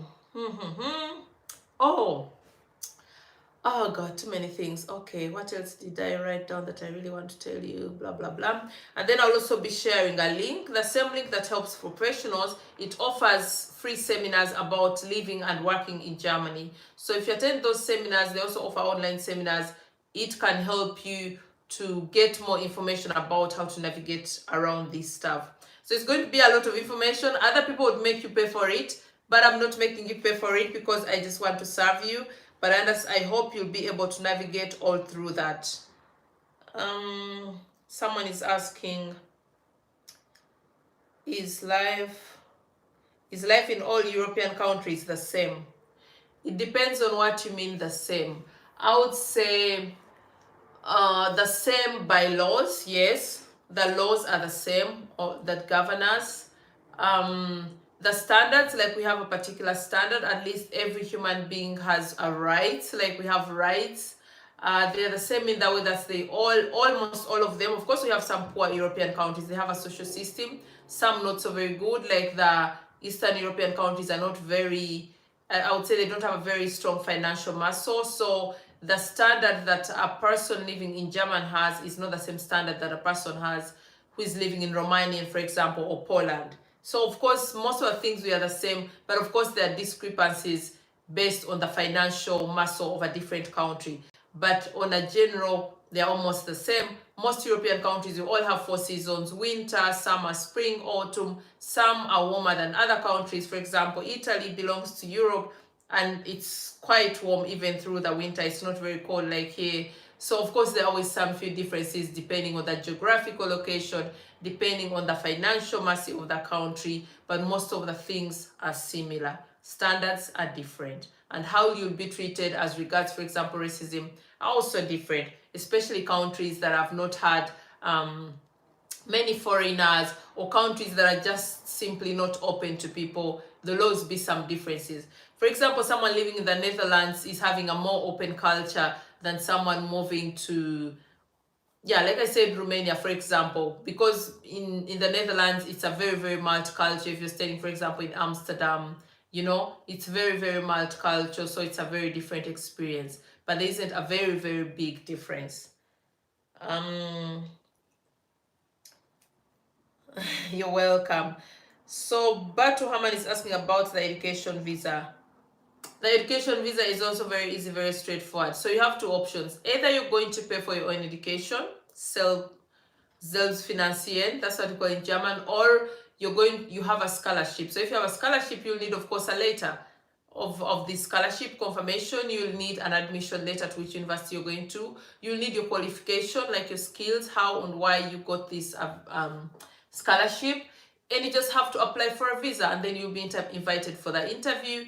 And you just have to make sure you're prepared for your interview, make sure you can be able to answer questions about what are your results, for example, which grade are you. We have the high school level, we call it Hochschule and so on. You'll be able to answer those questions, be able to answer things like they will ask you, for example, if you're coming to German to do a particular course, make sure you make some research about the course. What does it entail?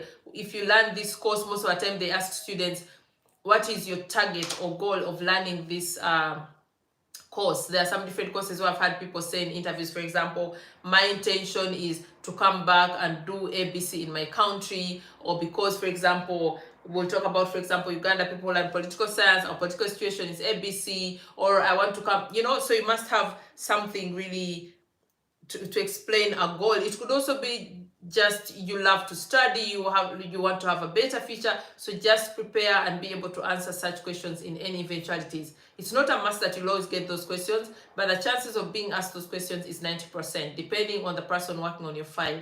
So just prepare, get ready, and that's all you need. And of course, the visa fees. 1 second. Okay. Oh, I'm so happy. People are seeing the messages. Okay. Any information about appointments? They seem not to be available. Appointments, you have to get in touch with the visa embassy, like the embassy in your country. Send in your request for an appointment and they'll give you an appointment.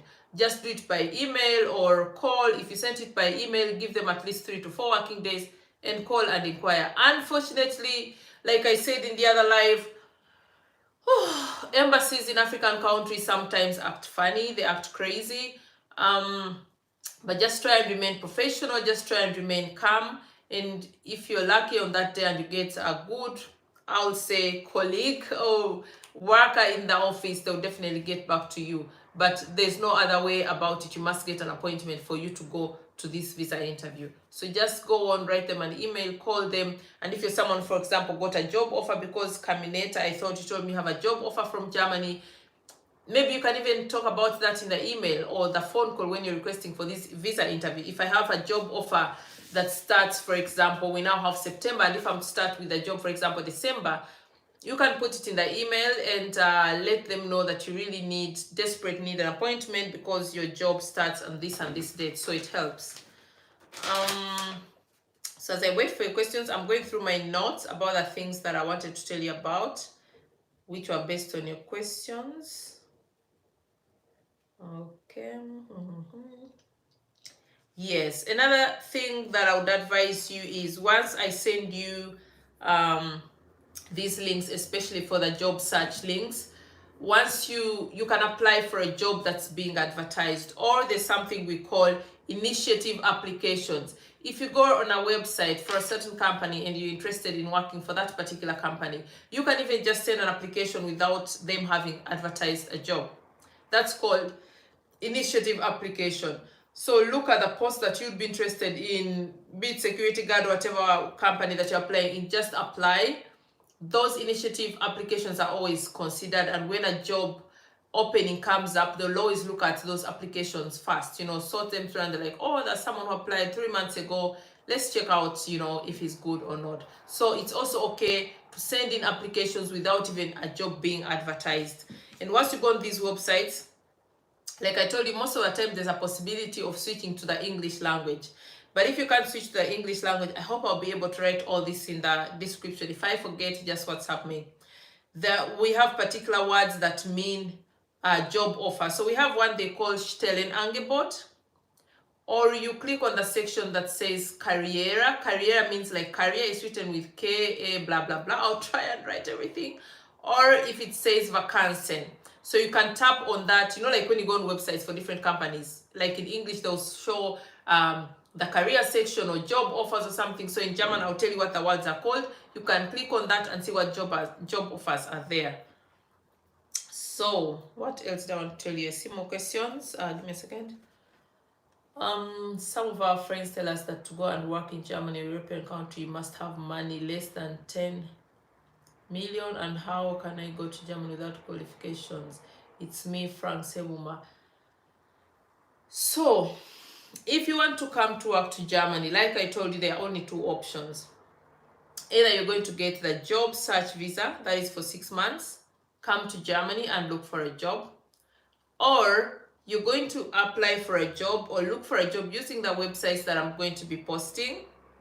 And if you're lucky and a company chooses you or offers you a job, you can still apply for a job visa. Okay, those are only two options you have. As someone who is not skilled, I'm not saying you'll not get a job. Your chances are limited. Why? Because at the moment, Europe is looking for very skilled workers. Like I told you, in the health sector, in the IT sector, in the computer branch, caretaker industry. But then again, like I said, for example, someone who is unskilled is also capable of working in the care sector. You will get here and they'll train you. So your possibility and your option is, like I said, getting a chance to come here on a work visa, or if you're lucky and you get a tourist visa, if you have the financial muscle, if you don't, coming to visit family or friends, and then applying for a job. And if you're lucky and you get a job contract, there's no embassy that will refuse to give you a visa. So those are the only options, but as someone that is unskilled, your chances are not so high, but not impossible. And you'll struggle more, of course, until you get your breakthrough. Or maybe you'll even never get it, to be honest. But if you try, you'll never know. Thanks so much, dear. Now I have enjoyed. Thank you. I'm staying. I hope I've not missed a message. Okay. I'm staying in UAE, and it means I have to ask for an appointment and not just going to the embassy. No, you can't just go to the embassy. You have to ask for an appointment. I've not taken the time to find out if we have. I've been to Dubai several times, but I've never bothered to find out if we have an embassy in Dubai, because I've never been in any trouble. But you have to Google that and find out if we have an embassy in Dubai, if we don't have in the United Arab Emirates. But we should be having, because we currently have also a program with the United Arab Emirates where we have very many German professionals working there. I'll find out, but you can also Google that. If not, that means you'd have to give an appointment in another embassy in another country. But you definitely need an appointment. You can't just walk into an embassy and say, I want to apply for a visa. They won't even let you go through past the gates. So yeah, you need an appointment, definitely. And you can do that by email. If you're living in the United Arab Emirates, for example, and you decide, I don't know which is the nearest country. I'll just use an example of Kenya, and you say, maybe I'm going to use the German embassy in Kenya. Just write them an email. If they give you an appointment, sometimes they're funny. I remember when I was relocating to Germany, we called them because, of course, we had contacts since my husband was an expatriate in Uganda. And we got an appointment like for the next day, because I was about to say, maybe they'll give you an appointment and have like a week's time to plan. But you can try your luck, really. But sometimes they're really strange. But if you're lucky and you apply for an appointment and maybe it's Monday, they say we're giving you an appointment for next week, you can plan and fly over and do it. I don't know. But also Google if we have an embassy in the United Arab Emirates. We should be having it. We're having very, very, very, very many German people working in the United Arab Emirates, and that's a cooperation between our countries. So there should be 100% an embassy, I think. Well, sir, I'm gone off about, I had gone off about the student visa. Oh no, you want me to repeat it? No, you have to watch the video after. Batu Haman, I'm not repeating it. So many things to talk about. The student visa, I said you have only two options. You're either a self-sponsoring student, like you're paying for the I was going to say studio. I have to make my mind switch back to English. You're all either going to pay for the university studies yourself, or you're coming as a scholarship student. Either way, what you need is the confirmation of the university admission. And if you're a self-paying student, you must have the confirmation of your financial muscle, that you'll be able to pay your finances, like for the tuition, and then be able to pay for your upkeep the time that you'll be in Germany, and then be able to pay for your health insurance for all the time you'll be in Germany. But if you're coming as a scholarship, there are also different types of scholarships. There are scholarships, for example, that are full, like 100% with stipendium. Stipendium means they're paying your school fees, they're paying your accommodation, they're paying for a visa, and they're giving you an upkeep for all the time that you'll be studying. And then there are some scholarships that are half. They pay, for example, for your school fees, like your tuition, and then your accommodation, and you have to cater for the other things. So it depends on the kind of scholarship you get. But most of them, especially for third world countries, they always offer full scholarship with stipendium. That means with everything. So that's it. And then same process, just like everyone, you have to apply for an interview date, and you go for the interview. Get prepared, like I said. Make sure you have information about the kind of course that you're going to do at this university. Get some knowledge about this university. Know like which district it's in. If they ask you, for example, let's say you're going to a university in Bayern, you must know that it's South German and so on. You know, small stuff to show that you're really focused and interested. And then one of the questions they like asking is, what is your goal for doing this particular course? So depending on what course you're doing, you have to explain. Maybe you want to make your life better, or some people say, I'm doing this course because it would help my country, Uganda, blah, blah, blah, in this way. Once I finish my studies and I come back to my country, I'll be able to implement this knowledge in this and this way. That doesn't mean that after your studies, you must go back to Uganda.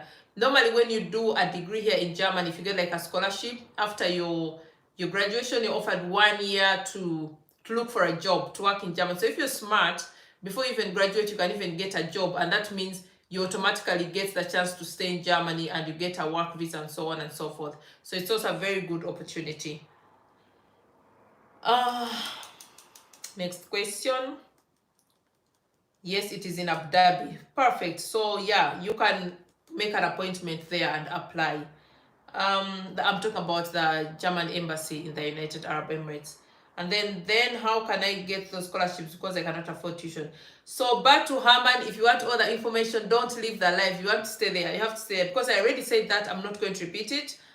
All I can say is I'm going to share all links where you can find information to these scholarships once they are open. In German, we have like 2 semesters. We have the summer semester and the winter semester. So once you see those scholarships being announced, make sure you apply immediately. Go follow the German embassy. Go follow DAADS, that is DAADS.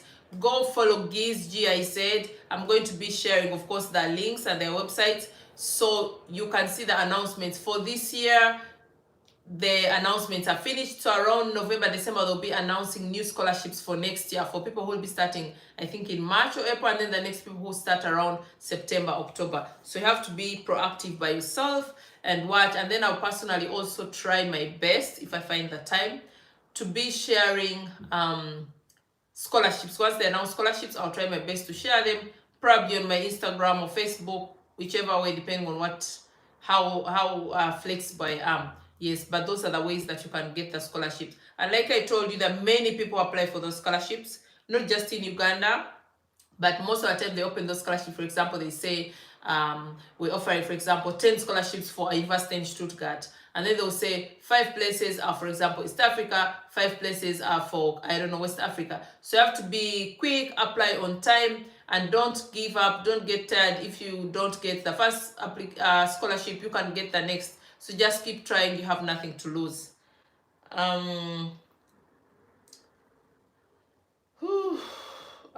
Next question. Do I need to study German before going to the embassy? No, you don't have to study German before going to the embassy, but it's a plus for you. I said at the beginning, if you know at least basic German, and basic German, we're talking about what's your name, you know, they'll ask you like jokingly, someone's going to be like, oh, wie heißen Sie? They don't call you du, because in German, if you're not friends with someone, or if they don't offer, you don't call them du, you call them Sie. So it'll be like, wie heißen Sie? You know, just to see, are you really a focused person? For example, when I moved to German, I couldn't speak even a single word in German. I think I knew wie geht's, I knew I love you, because of course I was in love, you know, married. And I remember they didn't ask me anything much in German, except when I came, I remember the lady was like, oh, how are you? In German, she was like, wie geht's? But I knew how to answer that, you know. And so all you need, you don't must, but it's kind of sweet for them also when you come there and you're able to say a few words, or if you're even smart and cheeky enough, you know, like when you get there, be the first to greet them, be the first to greet the person and go like, oh, wie geht's Ihnen? You know, how are you? Or guten Abend, guten Tag, guten Morgen, depending on the time you've been there. So that creates an impression, and I'm telling you this because I'm a social worker, and first impressions last. So if I come to an office and already I'm showing I'm very confident, I'm very focused, I'm very friendly, it could help you that even if this person was going to be very strict with you, be very strict with your process, that will be even nicer. So just go there and be like, guten Morgen, you know, if it's morning, guten Tag, guten Abend, you know. Or if you get there, you say, ich heiße, you know, I'm called, ich heiße Rushoff, whatever. I'm sure that someone would be impressed, and that helps. But you don't must learn the language. But once you get to Germany, you definitely want and have to learn the language, because that's our main language here. And there's no pressure. You don't have to be perfect in the first year, but you must learn, and I advise you to do that for your own good. So next question. Yes, I'm there. I want to know everything. Okay, Sefiko Flores, thanks for joining us. Go ahead and ask your question. And then, and of course, before I forget, help me share this link on whichever social media you're on. Okay, Telegram. I don't know Telegram. I've never been there. But if you're on Telegram, share that, because I have some people, some ladies who wrote to me, like they told me they're in Saudi Arabia, they say they work as kadama. I don't like that word because I don't know what it means exactly, but that's what they told me. And they were asking me on which social media I am. They said they're not on Instagram, but they're on Telegram. So just share on Telegram. If you're in Telegram, share the video link, or Instagram, Facebook, Twitter, TikTok, wherever, so that other people get to see this video. And I also get to save some time by not having to answer everything. Or you can also do that after the video, but it would be great if you share it now so they get to ask their questions. Or if you're in particular WhatsApp groups, also share the video. Thank you. Next question. Madam, you going? Yes, I'm there. Okay. Dwyer 39. Madam, you're going to share links on WhatsApp. And thanks, Mami, for being with good heart. May the Lord bless you. Thank you so much. I really, really appreciate all your blessings and your kind words, and you've all been very respectful. Yes, I repeat, I'm going to share all the links. So this is my plan, okay? There are so many. Honestly, because I want to share all the job links, I want to share the Aupair links. Like, you know, I have a full notebook, and my plan is I'm going to share them, and then under each link I'll put in brackets and try to explain to you what that link is about and how you should go about it. For some links, I'm also going to offer phone numbers. And then for my Aupair people, I don't want to promise so much. I'm trying. I'm really trying to work out something with particular agencies here that I trust, owned by Germans, to see. I pray, I don't know if that will be possible. German people are very complicated, very strict, in a good way, because that means they'll never play around with you or cheat you. But they're like straightforward people, and that's why I told you, don't ever give out your money to anyone promising you, oh, give me 2 million, I'll do this and that for you. For Germany, it's different. It's a very straightforward country. You'll be wasting your money. And that's why I told you, don't offer me money, please. I'm not a thief, okay? I just want to serve you. So for my Aupair people, I'm trying to work out something. Like I told you, I have 4 phone call appointments this evening to talk with some agents and see if there's a way they could help you, maybe directly. I don't know, my thinking is maybe like allowing you to upload your CVs or something like that, or give you a phone number where you can contact them and then they help you with the process. Because I noticed many people ask me about that. Not all of them, but many of them are quite naive about the entire process. And I realized if I'm to really, really help them, it would mean I do it myself. Like I take them through the process step by step. of which I unfortunately don't have time. And to be honest, if I was to do that, I think I would have to charge you, because that would take a lot of time. But it's also not possible because I'm a professional. I have a job and I do this on the side. So I'm planning to see if these agencies can be of any help. I don't want you to raise your hopes so high, but that's what I'm working on right now. So the links I'll be sharing, I'll put them in the description section. I'll put them in the comment section and then I'll pin it. So that means after the live, you come back to my video and look for them. And then some people have advised me to put all of you in one WhatsApp group. I don't know if it's possible to put more than 1,000 people in one WhatsApp group. I'm going to try that after the live. And if it works out, I'll put all of you in one group. And then I'll try to resend all the links through the WhatsApp group. And then, Jesus Christ, if you have any questions, if there are things you don't understand on the website, you can always contact me and I explain to you. And then once you type in the WhatsApp links, if you're doing it on Google or Safari, if you have iPhone, whatever, on the right upper section, because most of the links will come probably in the German language, but if you go on the right upper section, you can always switch the languages. So you can switch the website to English and then the information will come in English. And then if you have any questions there, you can still ask me. I think that's the best option.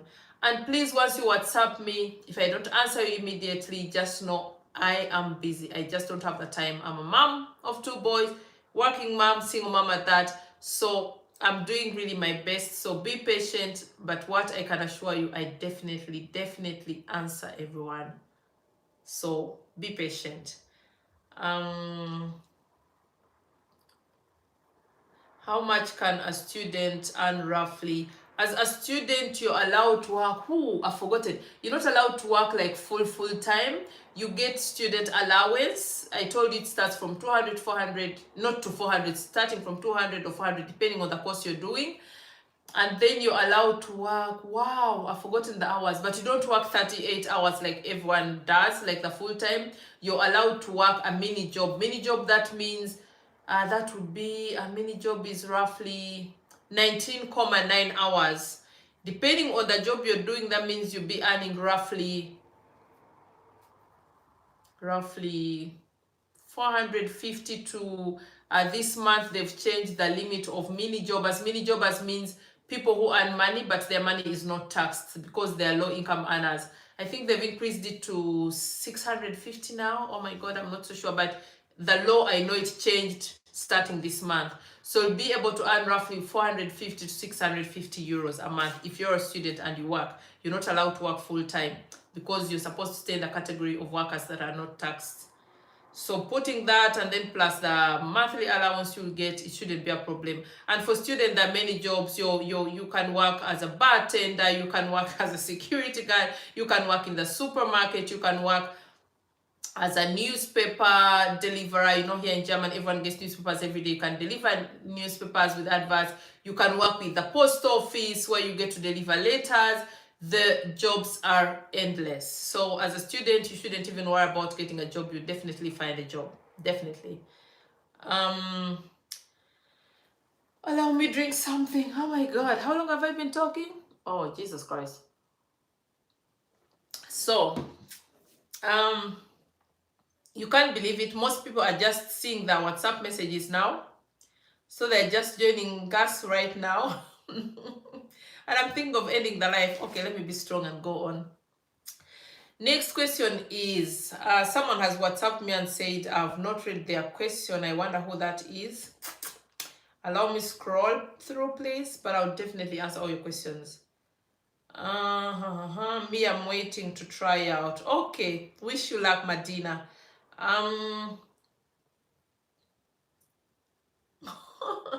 Batu Haman is saying, I want social work scholarships. By the way, I want to be like you, madam. That makes me very happy, and I hope that when you become a social worker, you will serve people, because that's what drove me to become a social worker. Of course, I am earning through my profession, but what really drives me is serving people, is making a difference in people's lives, and I hope maybe you'll also do that.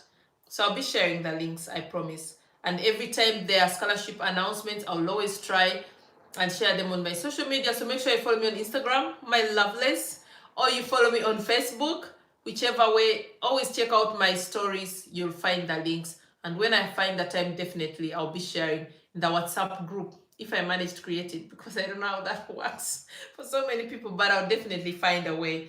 Who has been saying I've not answered their question?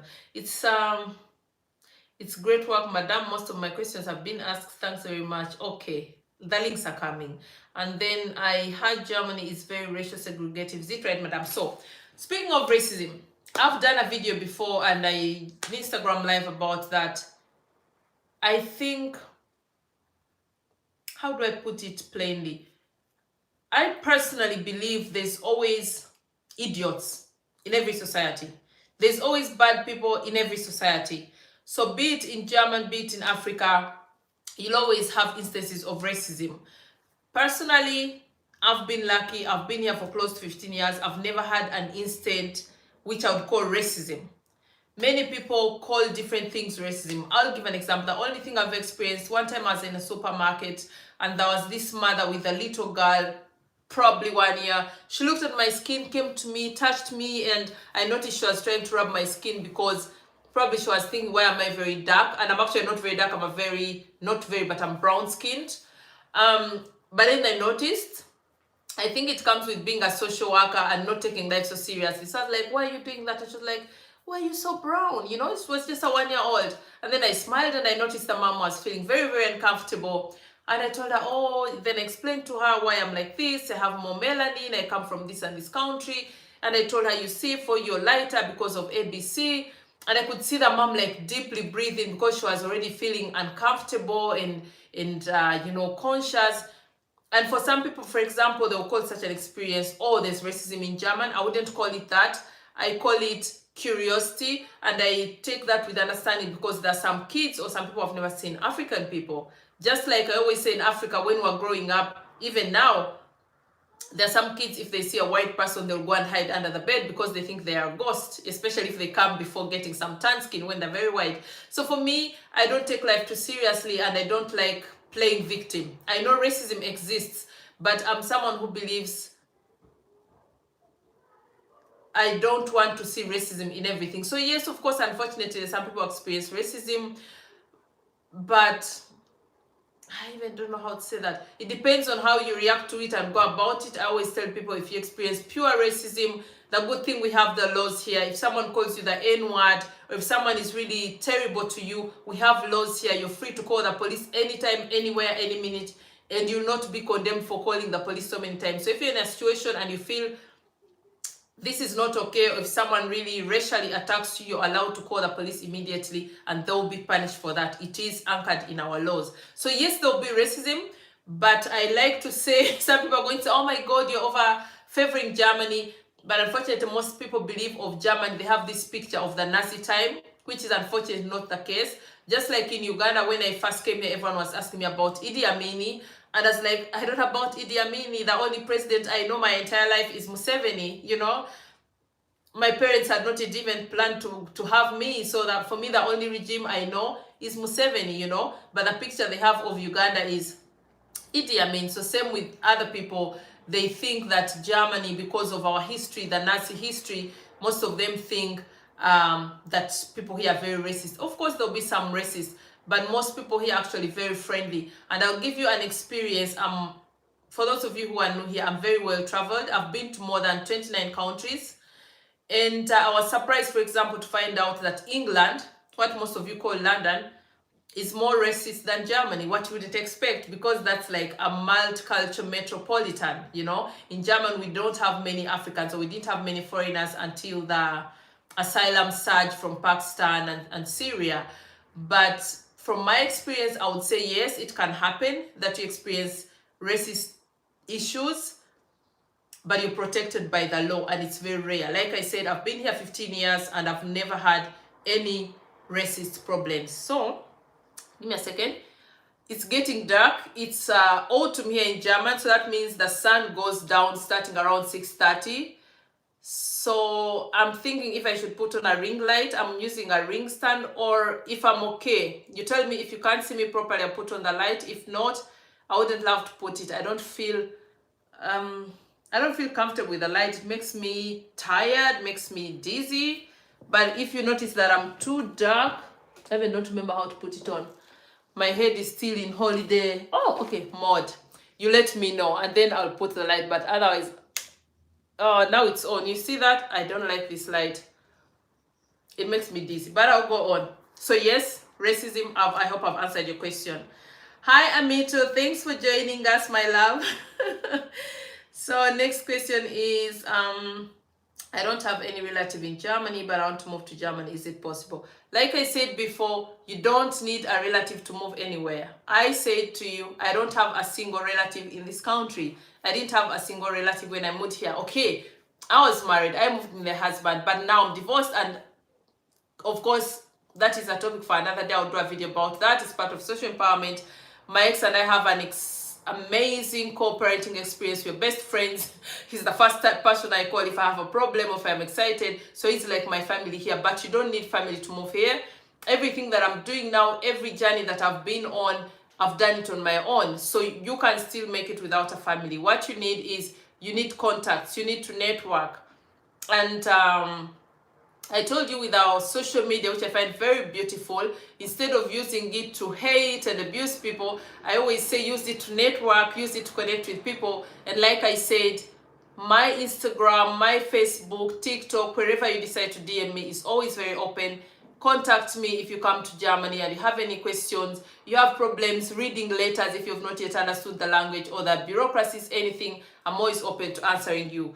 But leaving that aside, if you move in a neighborhood, try to speak to people. Germans are not people that will really directly come to you and talk to you, but it never hurts. Like if you meet someone like, oh, hello, my name is this and this, and especially the older people, surprisingly, they will be open to talking to you. So another thing is, don't stay in a box. For example, I know most Africans who come here, they try so desperately to look, for example, for black people like them, and most of them get disappointed because I think I said that in the interview with Ibra. When we come to Europe, we all have our different reasons why we came, our different targets, our different goals. And then if you're not careful, you might also meet people that might hinder your journey. So be open to all nationalities, to all races. It doesn't have to be Ugandan. You can be acquaintances. I don't like using friends because personally, I don't like giving people the right of friendship until they've earned it. And I think it saves you a lot of drama because you might give someone that title and they cause you trouble. So make acquaintances, talk to people, check out people on social media, DM them. If they're nice and they get back to you, well and good. If not, find someone else. But you can still make it without knowing anyone here. Next question. Way too many questions, but I'm glad you're all here. Is it good to, it's good to see you, Amito. Yes, she's so lovely. You should go check out my video where you don't get her to see much, but I hope in December we can meet again and you get to see more of her. But she has amazing content and she's a lovely lady. Naziwa Wahita, well done, Mama. You're fine, dear. Thank you. Can you please enlighten on American visa? My love, I would be a liar if I said I'm conversant with that. America is, well, the process is always almost the same depending on what you're going for. But what I can say in advance is it's really, really complicated sometimes to get the American visa. But on the other hand, fun enough, it's one of the easiest countries to get to. I don't know if I should say it here. To get to, not in a very straightforward way. Let me put it that way, you know. So it depends on what your contacts are. It helps if you want to move to America to have contacts. It's very easy to go to America, but it's also very complicated to go to America. Personally, I wouldn't want to move to America. I'm kind of spoiled. I find Germany more convenient for me, more softer. But the process for visa application and everything, it's always basically the same. And of course, for America and like any other country, it's very, very, very, very important to have a clean criminal record. And America is even so diligent. They will even, you know, go through your social media. If you ever said something bad about America or abuse the president, that could even stop you from getting a visa. So if you have a dream of going to America, just be careful about anything you say or write about them. They are that diligent, yeah. But it's actually very easy. And there's also the advantage that they speak English, what most African people do speak, except of course, for Africans who are colonized by French people, the francophones. But if you're an English-speaking person and you don't want to go through the hassle of learning the German language at some time, or French, depending on which European country, America is not a bad deal. And speaking of America, I just wanted to give you information about the UK. At the moment, the UK has two amazing visas. They have a visa for people who want to work in the care industry and nursing. Care industry, we're talking about people who want to take care of the elderly people, disabled children, so on and so forth. They've opened that, and if you know how to, I won't do that, sorry, I don't have the time. But I think I will send you the link. I'll also add the link. Oh my God, let me write it down.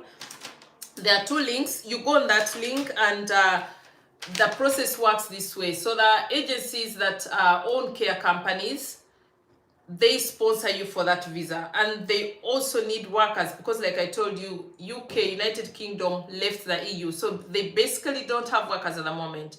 So that is also a very, very easy way of entering the UK. And then after 2 years, you're bound to the company, I think, for the first year, and then the rest of the time you can even change an employer. But it's a very, very smooth, easy way to go in. So try and do some research about that if you're interested to go into the UK. And then they have also another one. I'm also going to be sharing the link. Let me write it down. I'll share a UK link. Another one for skilled workers. That one is very, very amazing. They just opened it, so they're not about to close it.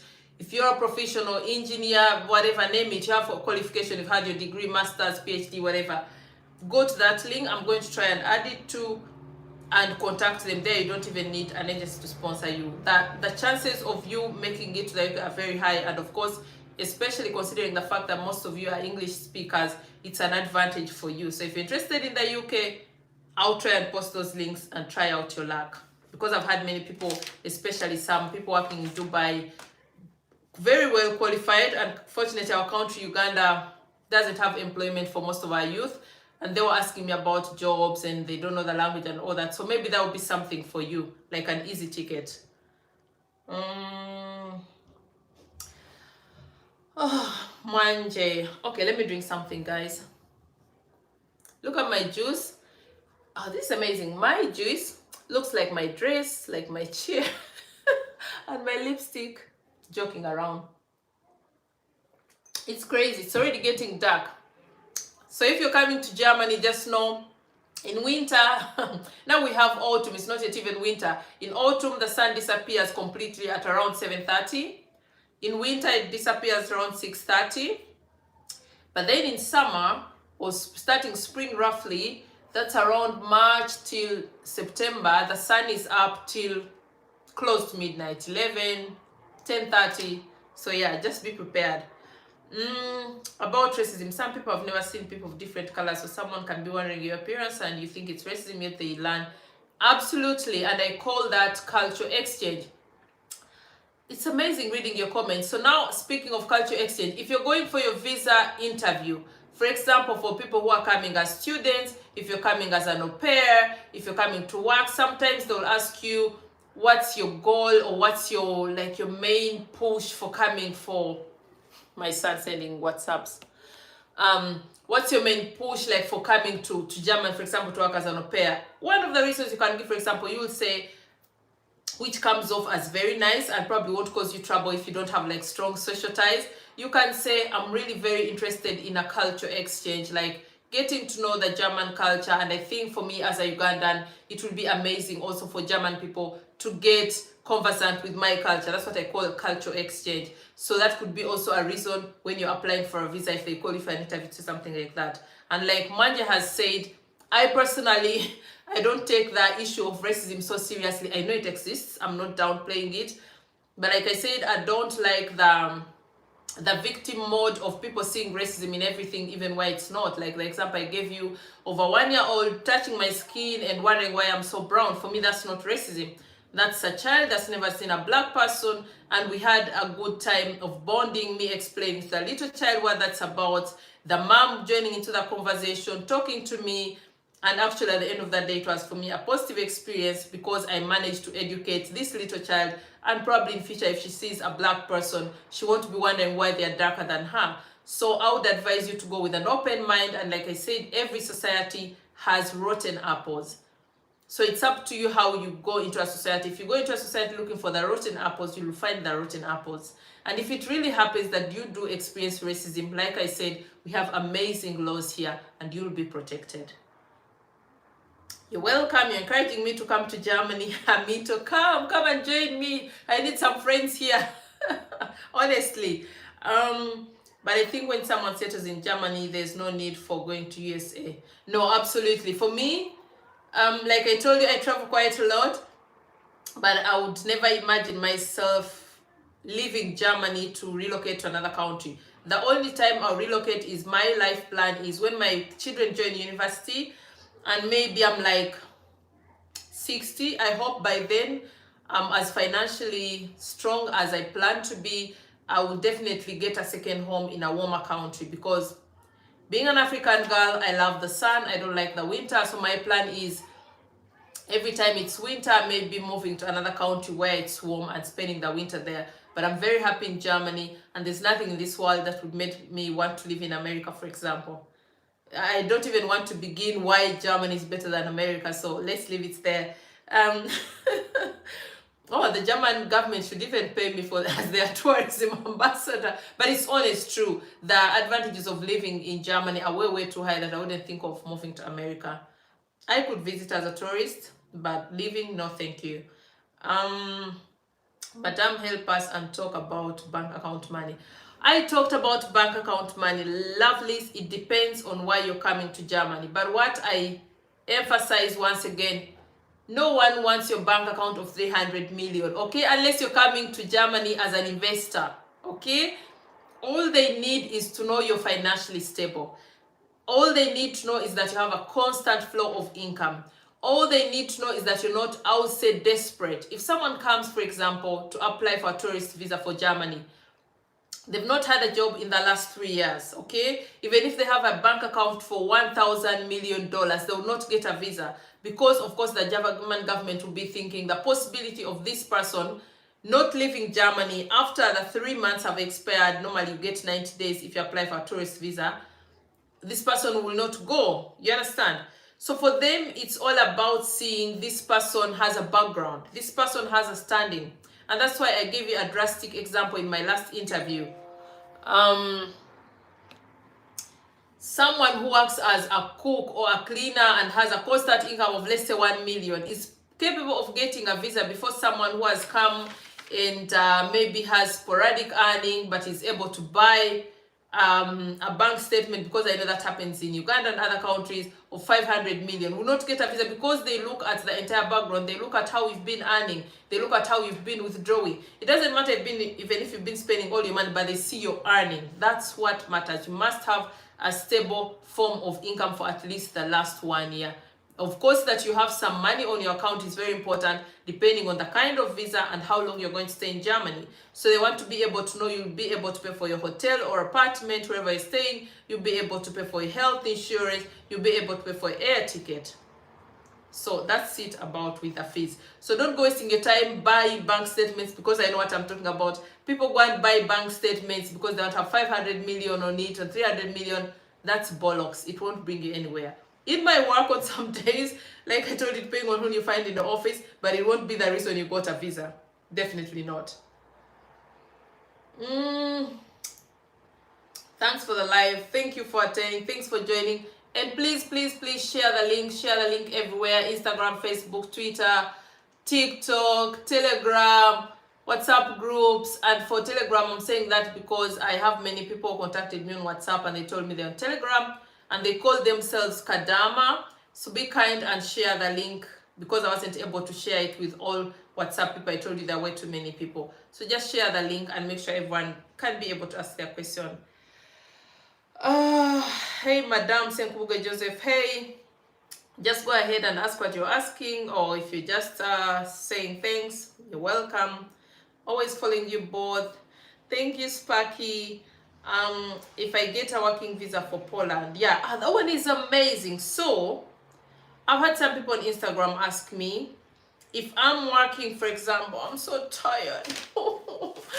If I'm working if I get like a visa for Poland, can I switch to German? Okay, let me put this phone down. Yes, it's possible. For example, if you have a 1-year visa for Poland, Poland belongs to Europe. You have the free movement. That means if you're living in Poland, you're free to move to Germany for a weekend, to visit or whatever. If you're smart, you can start to apply for jobs in Germany. And it's very easy because depending on the side of Germany anywhere you're living, if you're living, for example, in the eastern part of Germany, like Berlin and Schleswig, okay, let me not say that, that districts, that's too much German. Like the east part of Germany, you're just a few hours drive away from Poland, especially, for example, for someone staying in Berlin, it's just 1 hour away. You know what I mean? So you can even get a job interview and come to Germany, do the job interview, go back to Poland. So I advise some people also on WhatsApp who ask me, if you're in any of those East European countries, you can still, in the meantime, while you have the visa, apply for a job in Germany. But of course, if you do get a job in Germany, you will have to get what we call the Arbeitserlaubnis. Arbeitserlaubnis means the right to work in Germany. And I'm sure it's the same system in Uganda. But that is very, very easy because, like I told you, once you have a job contract, job offer, that is like a 95% chance you definitely get the right to work, to get the staying visa and work. So yes, it's always possible. And for those of you that I talked to on Instagram and WhatsApp, just do that, apply for jobs, because I'm going to share the links. You can even come, a few weekends if you have some contacts here, ask them which companies, depending on what you're interested in, send in initiative applications. I repeat the word. If you're interested in a company, send in initiative application. Initiative application means you're applying for a non-existent job. Like the company hasn't announced for a job, but you're applying for a particular post, depending on what you want to do in the company. Companies always keep these applications, your CVs and everything. And when a job opening comes up, they always check the initiative applications first, of course, if you qualify. And the possibilities of you being called for an interview even after 1 year is very high. So don't shy away from sending in initiative applications. Don't wait for them to announce the jobs. Just send in an initiative application and let them know why you think it would be good for them to employ you. So I hope I've answered your question. Oh my God, which next question? Thanks so much for sharing with us about it. You're welcome, Juliet. Katusabe Mubarak, thank you. You're welcome. Would love to travel to Europe. Unfortunately, I don't have anyone there. Isn't it expensive? What is I look for a job? No. Oh, thank you so much for your questions. Now you're helping me. I don't have to go through the whole chat. So we talked about the job search visa, and I remember some people asking me, oh my God, where can I stay for 6 months? I repeat, the embassy will give you 6 months because it's more realistic, because unless you're very lucky, which is also possible, it's not easy to get a job or a job offer in 1 month. So they give you 6 months because they are realistic for you to search and maybe get a job. Secondly, they give you the 6 months because most likely if you get a job offer, or if you go and approach a company and say, I would love to work with you, but since you don't know me, since I don't have any experience in Germany, I would like to work on probation. So once you have this job search visa in Germany, you're allowed to work on probation. You don't need an extra work visa, which is very good for you because as you work on probation, you'll be paid. Of course, you're not allowed to work full-time. You're allowed to work, I think, a maximum of 10 hours a week. You'll still be paid, and the chances of the company deciding, oh, this person actually is good for us, are very high. Ow! Ow! Oh, God. I thought when you have a bigger booty, you don't feel pain. I've been sitting for too long. So they give you those 6 months, but that means you can stay for 3 months, you can stay for 4 months, depending on what you choose and how lucky you are about your job search. Putting that aside, most of you, I sent you the link of booking.com. There are many different booking portals, but that's the one I use most. It offers all ranges of price categories from hotels. I mean, we have B&Bs, the cheapest. You can even get an apartment for 20 euros a month or a week. It's very possible to get really very cheap and affordable hotels. You only have, when you go to booking.com, for example, you can give it your price range. They always ask you starting from this to this, so you can decide your price range. If you like a hotel and maybe their price, there's always a heartbeat. Tap on it, save it in your favorites, and go through it as you prepare for the entire process. But it's possible to get different possibilities of accommodation that are very affordable. And like I said, you don't have to stay for exactly 6 months. Ooh, if I get a one, warm, come to Thailand. Yes, Thailand is warm, but I wouldn't come to Thailand. I've been to Thailand, like the capital city, but Thailand is not really my country. People were going off topic because they have so many. It's more like Uganda, and even worse, they have snakes, they have caterpillars, they have and if you've not watched that video on my YouTube, go and check it out. Things that I'm really scared of. I'm scared of such things, so I don't think I would feel comfortable living there. But it's a beautiful country, but I wouldn't want to live there. I'll probably go to a warm country within Europe, you know, but not in Thailand. Are there unskilled sponsored jobs in Germany? 9.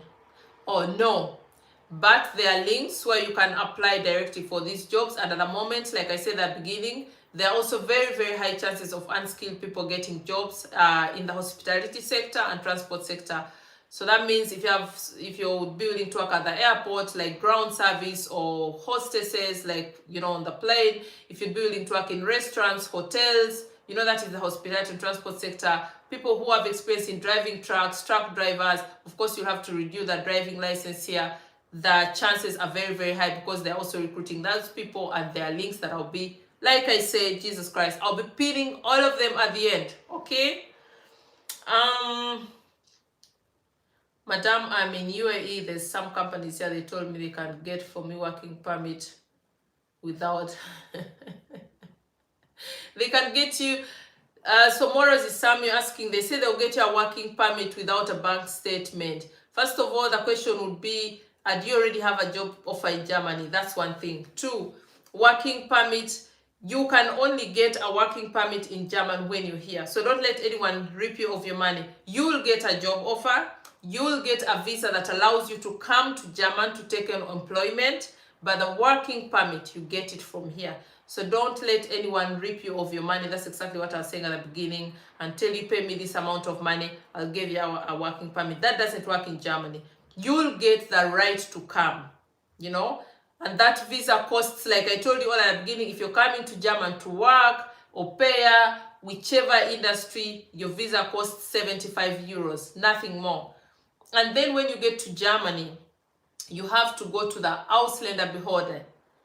They have different Abteilungen and sections, and then you'll have to apply for the Arbeitserlaubnis. So no one can get for you that. I don't know how they intend to get it, but that's not true. You only get that work permit when you're here, once you've got the visa that allows you to come to work to Germany. So that means your process is like everyone else. You're going to apply for the visa, for a work visa, with all your evidence showing you have a job contract, when it is starting, your skills, everything. And once you get that visa allowing you to come to work to Germany, you apply for the work permit in Germany. So that's all I can say. How much do social workers earn? I really can't say that because social work is very diverse, very broad, and social work has categories, has it's really broad, to be honest. Like, you'll find social workers working everywhere. Like, in every company there's always I would say, a slot for a social worker, different sections. So it's very, very difficult to say. I don't know, maybe I think the lowest earning social worker, I can't say because I can't speak from experience because I'm in a different category, but I think the lowest earning social worker, someone who has just left university, they don't have experience, they've never worked before, and so on and so forth. I think they earn a minimum of 2,000 euro brutto. Brutto, that means before the tax and everything. I think that's the rate for someone who's never worked before, and so on and so forth. But I would never say what a social worker earns, because we all earn differently, depending on your experience, depending on where you work, depending on your what do you call it, your specification, like what you know, social work is broad, but then you get to specify in certain things, so it's really different. Yes, someone is saying very many scammers in the EU. You have to be very careful, not just in the EU. I said that in my interview with Ibra. And one of the things that drove me to do this, I told you, during the pandemic, so many people are desperate. And I was watching Instagram lives of people, you know, that are advising and scamming people, I would say, some people. And then I was like, no, I really have to use my knowledge, because like I told you, I don't even have the time, but I was like, I have the knowledge, I have the first-hand information. Why don't I use my work experience, my knowledge to help people? You know, I can't help everyone, but one or two. So that's actually how my journey started, and that was last year around July. That's when I started all my social media channels, Facebook, YouTube, Instagram, name it, to go on this journey. So I always advise people, be on the alert, be careful, especially when it comes to Germany. I know in the UK it's possible. Like I said, there are always loopholes. That's why I said it's very easy to go to the UK, but also very difficult. They've tightened up everything. Or like I said prior, it's very easy to go to the US because they have loopholes. So it's easy for someone to come in not so very straightforward ways. But it's also difficult on the other hand. But in Germany, it's really a very straightforward country, and if you follow all the procedures, it's actually very easy to come to Germany. But if you start going through the procedures of people telling you, do this, do that, give me here, give me that, you probably never come to Germany. So if you're interested in coming to Germany in particular, just go the straightforward way. Don't let people cheat. Like I said, many people are offering me money, and of course I noticed that's again the problem. People are used to being, I would call it, to bribing. That's our culture. Like people, you know, if you want me to help you, pay money. If you want me to do this, pay money. If I wanted money from you, or if I ever did that at some point, I would officially announce it and I would call it consultation fee. I would ask you to pay me to give you this advice. But it's my choice, it's my journey to do this free of charge, and that's why I don't want any money from you. So you be careful. If I said, send me 5 million so that I can help you get a visa, that would be a lie. I would be lying to you, because the process at the end of the day, you have to do it yourself. The only way I can help you is taking you through step by step, helping you. If you're going for the interview, advising you what questions, how to answer, so on and so forth. That's how I can help you. And I could charge for that. But don't let anyone tell you to pay them that they will get you a German visa. That's not possible. They will cheat you. Unless, like I said, if you get a job through a German company, we have a system since I think it started 2018. There are some companies that have permission to do the entire process for you, but that means you'll also be involved. So it will not be like they'll tell you, pay us and we do it for you. No, they will give you a job, and then they will get in touch with you and say, maybe we need your university qualification, we need B, we need C, we need D, and then they will have to get verified or recognized in Germany. That's also a process. If you're coming as a professional worker, your papers have to be recognized in Germany. It's called the Anerkennungs process. And for example, that process, the government opened it for companies that want to do that, to help you do the process. But there will be no company telling you, pay us money so that we can do ABC for you. So just be careful. Rita Rukmawati channel. Hello, host. Hello.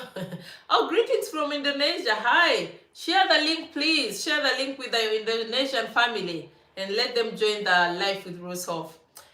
I would love to work as a caregiver, but someone told me that I must have a certificate. Am I supposed to get a course from my country or from the country I relocate to? So a caregiver certificate is, if you have worked in Uganda, for example, as a nurse. If you've worked in Uganda, we don't have an official caregiver industry, unfortunately, because we don't really offer those services because of our culture. For example, in Africa in general, in Nigeria, they have that, some most developed countries. We normally take care of our own relatives. Like if my grandmother goes old, my mom will take care of her or her other siblings. We don't, unfortunately, don't have that widespread. And speaking of that, I told you, for me, this is a social empowerment journey. When I started this journey, for example, I had so many people asking me, can you get me a white boyfriend? I moved to Germany, blah, blah. I told them, people.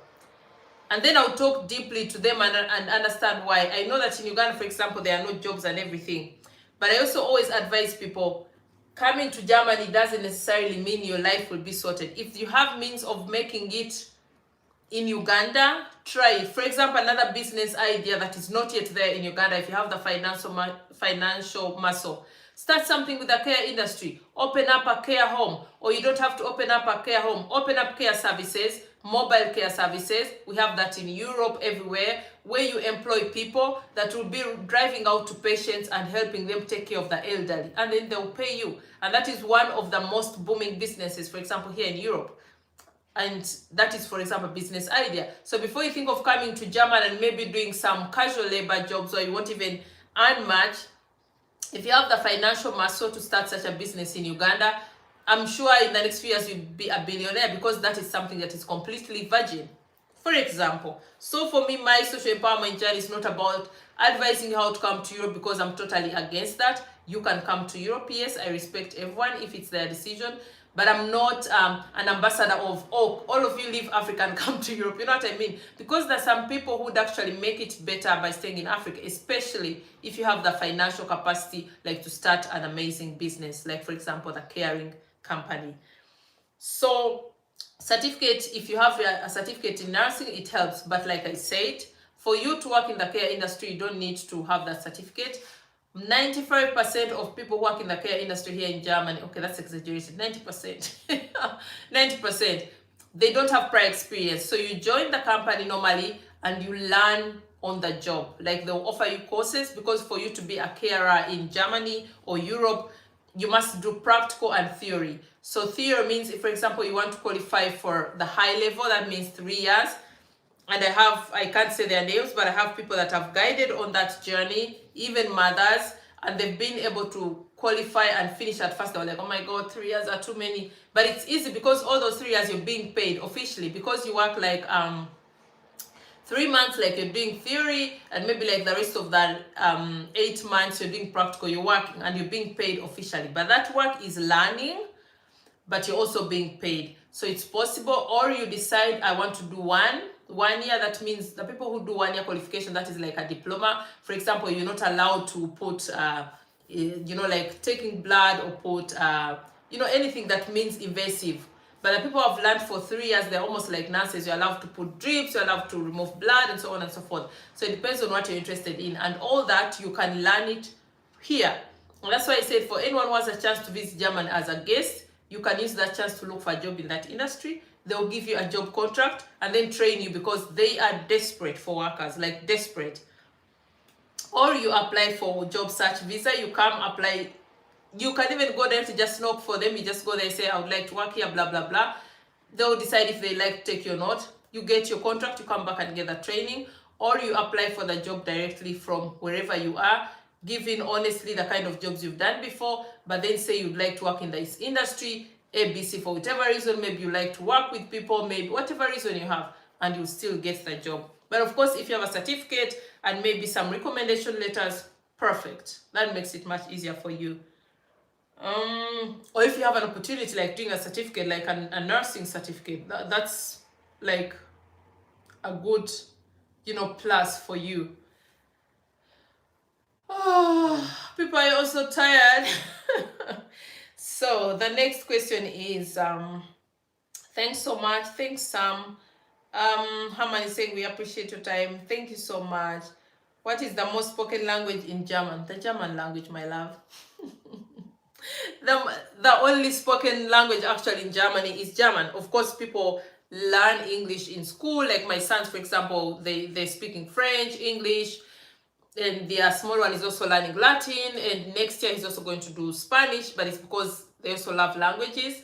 But most people at least understand English. Like if you speak to someone, at least they're very, very old people.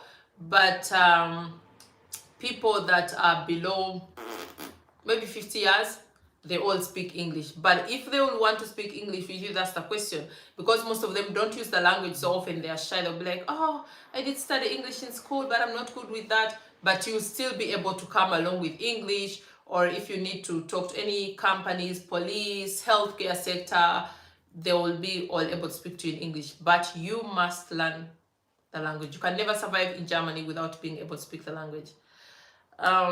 It's become very dark. Ooh, I hate this slide. Oh my God.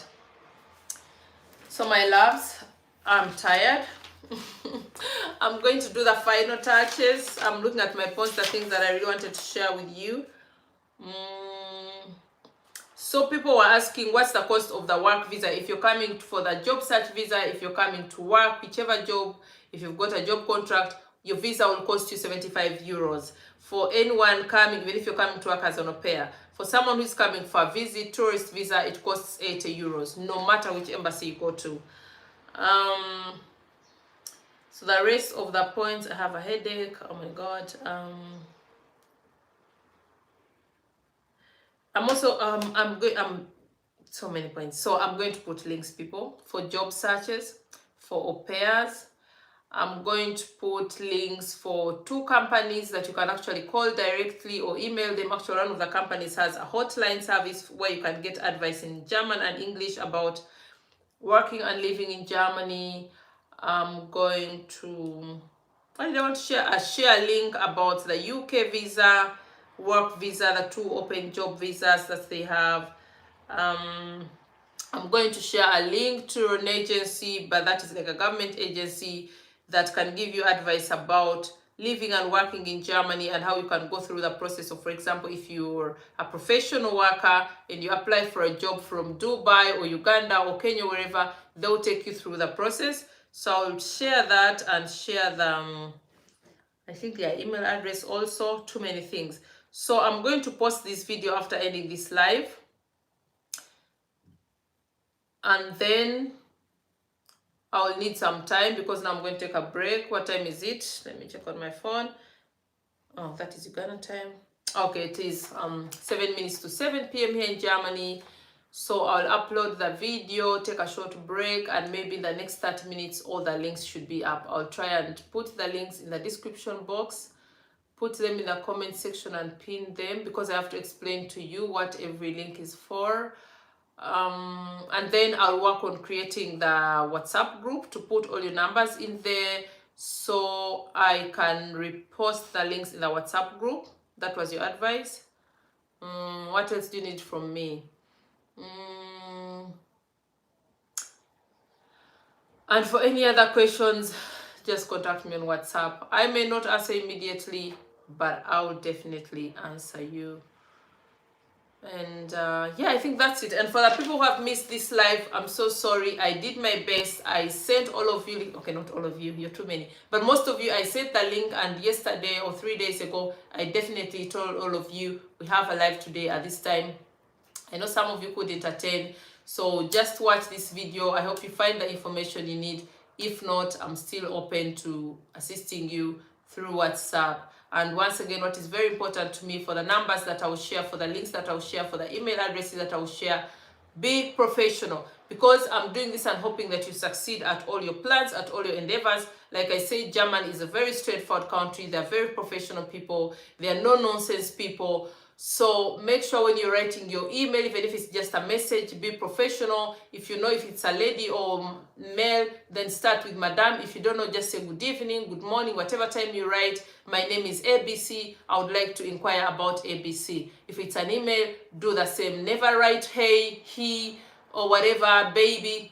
Be professional, because honestly, if you come off as not professional, they will never attend to you. So try and be professional. If you're lucky and some of these people maybe give you an appointment to call you back at what time, set an alarm if you must, because if there's anything that ticks off Germans, is someone not keeping time. So you really have to try, if you really want to succeed, and be straightforward, be professional. Once again, thank you so much all for having joined me. Thank you so much for all your questions, because I appreciate it. I learn also along the way while I advise you, because I get to revisit all my knowledge, all my experience, and be able to serve you. I appreciate that. Thank you for trusting me. And once again, be careful. Don't offer people money so quickly, promising you so many things. Most of them are fraudsters. I don't need any money from you. Please don't send me money. Don't offer me money. I know you've been doing that. I don't take any money. If I ever at any one time in life decide to do this as a professional consulting, then I would communicate that. But for now, I'm enjoying, I'm happy, I'm appreciating, knowing that at least I'll be able to join someone out there and help them.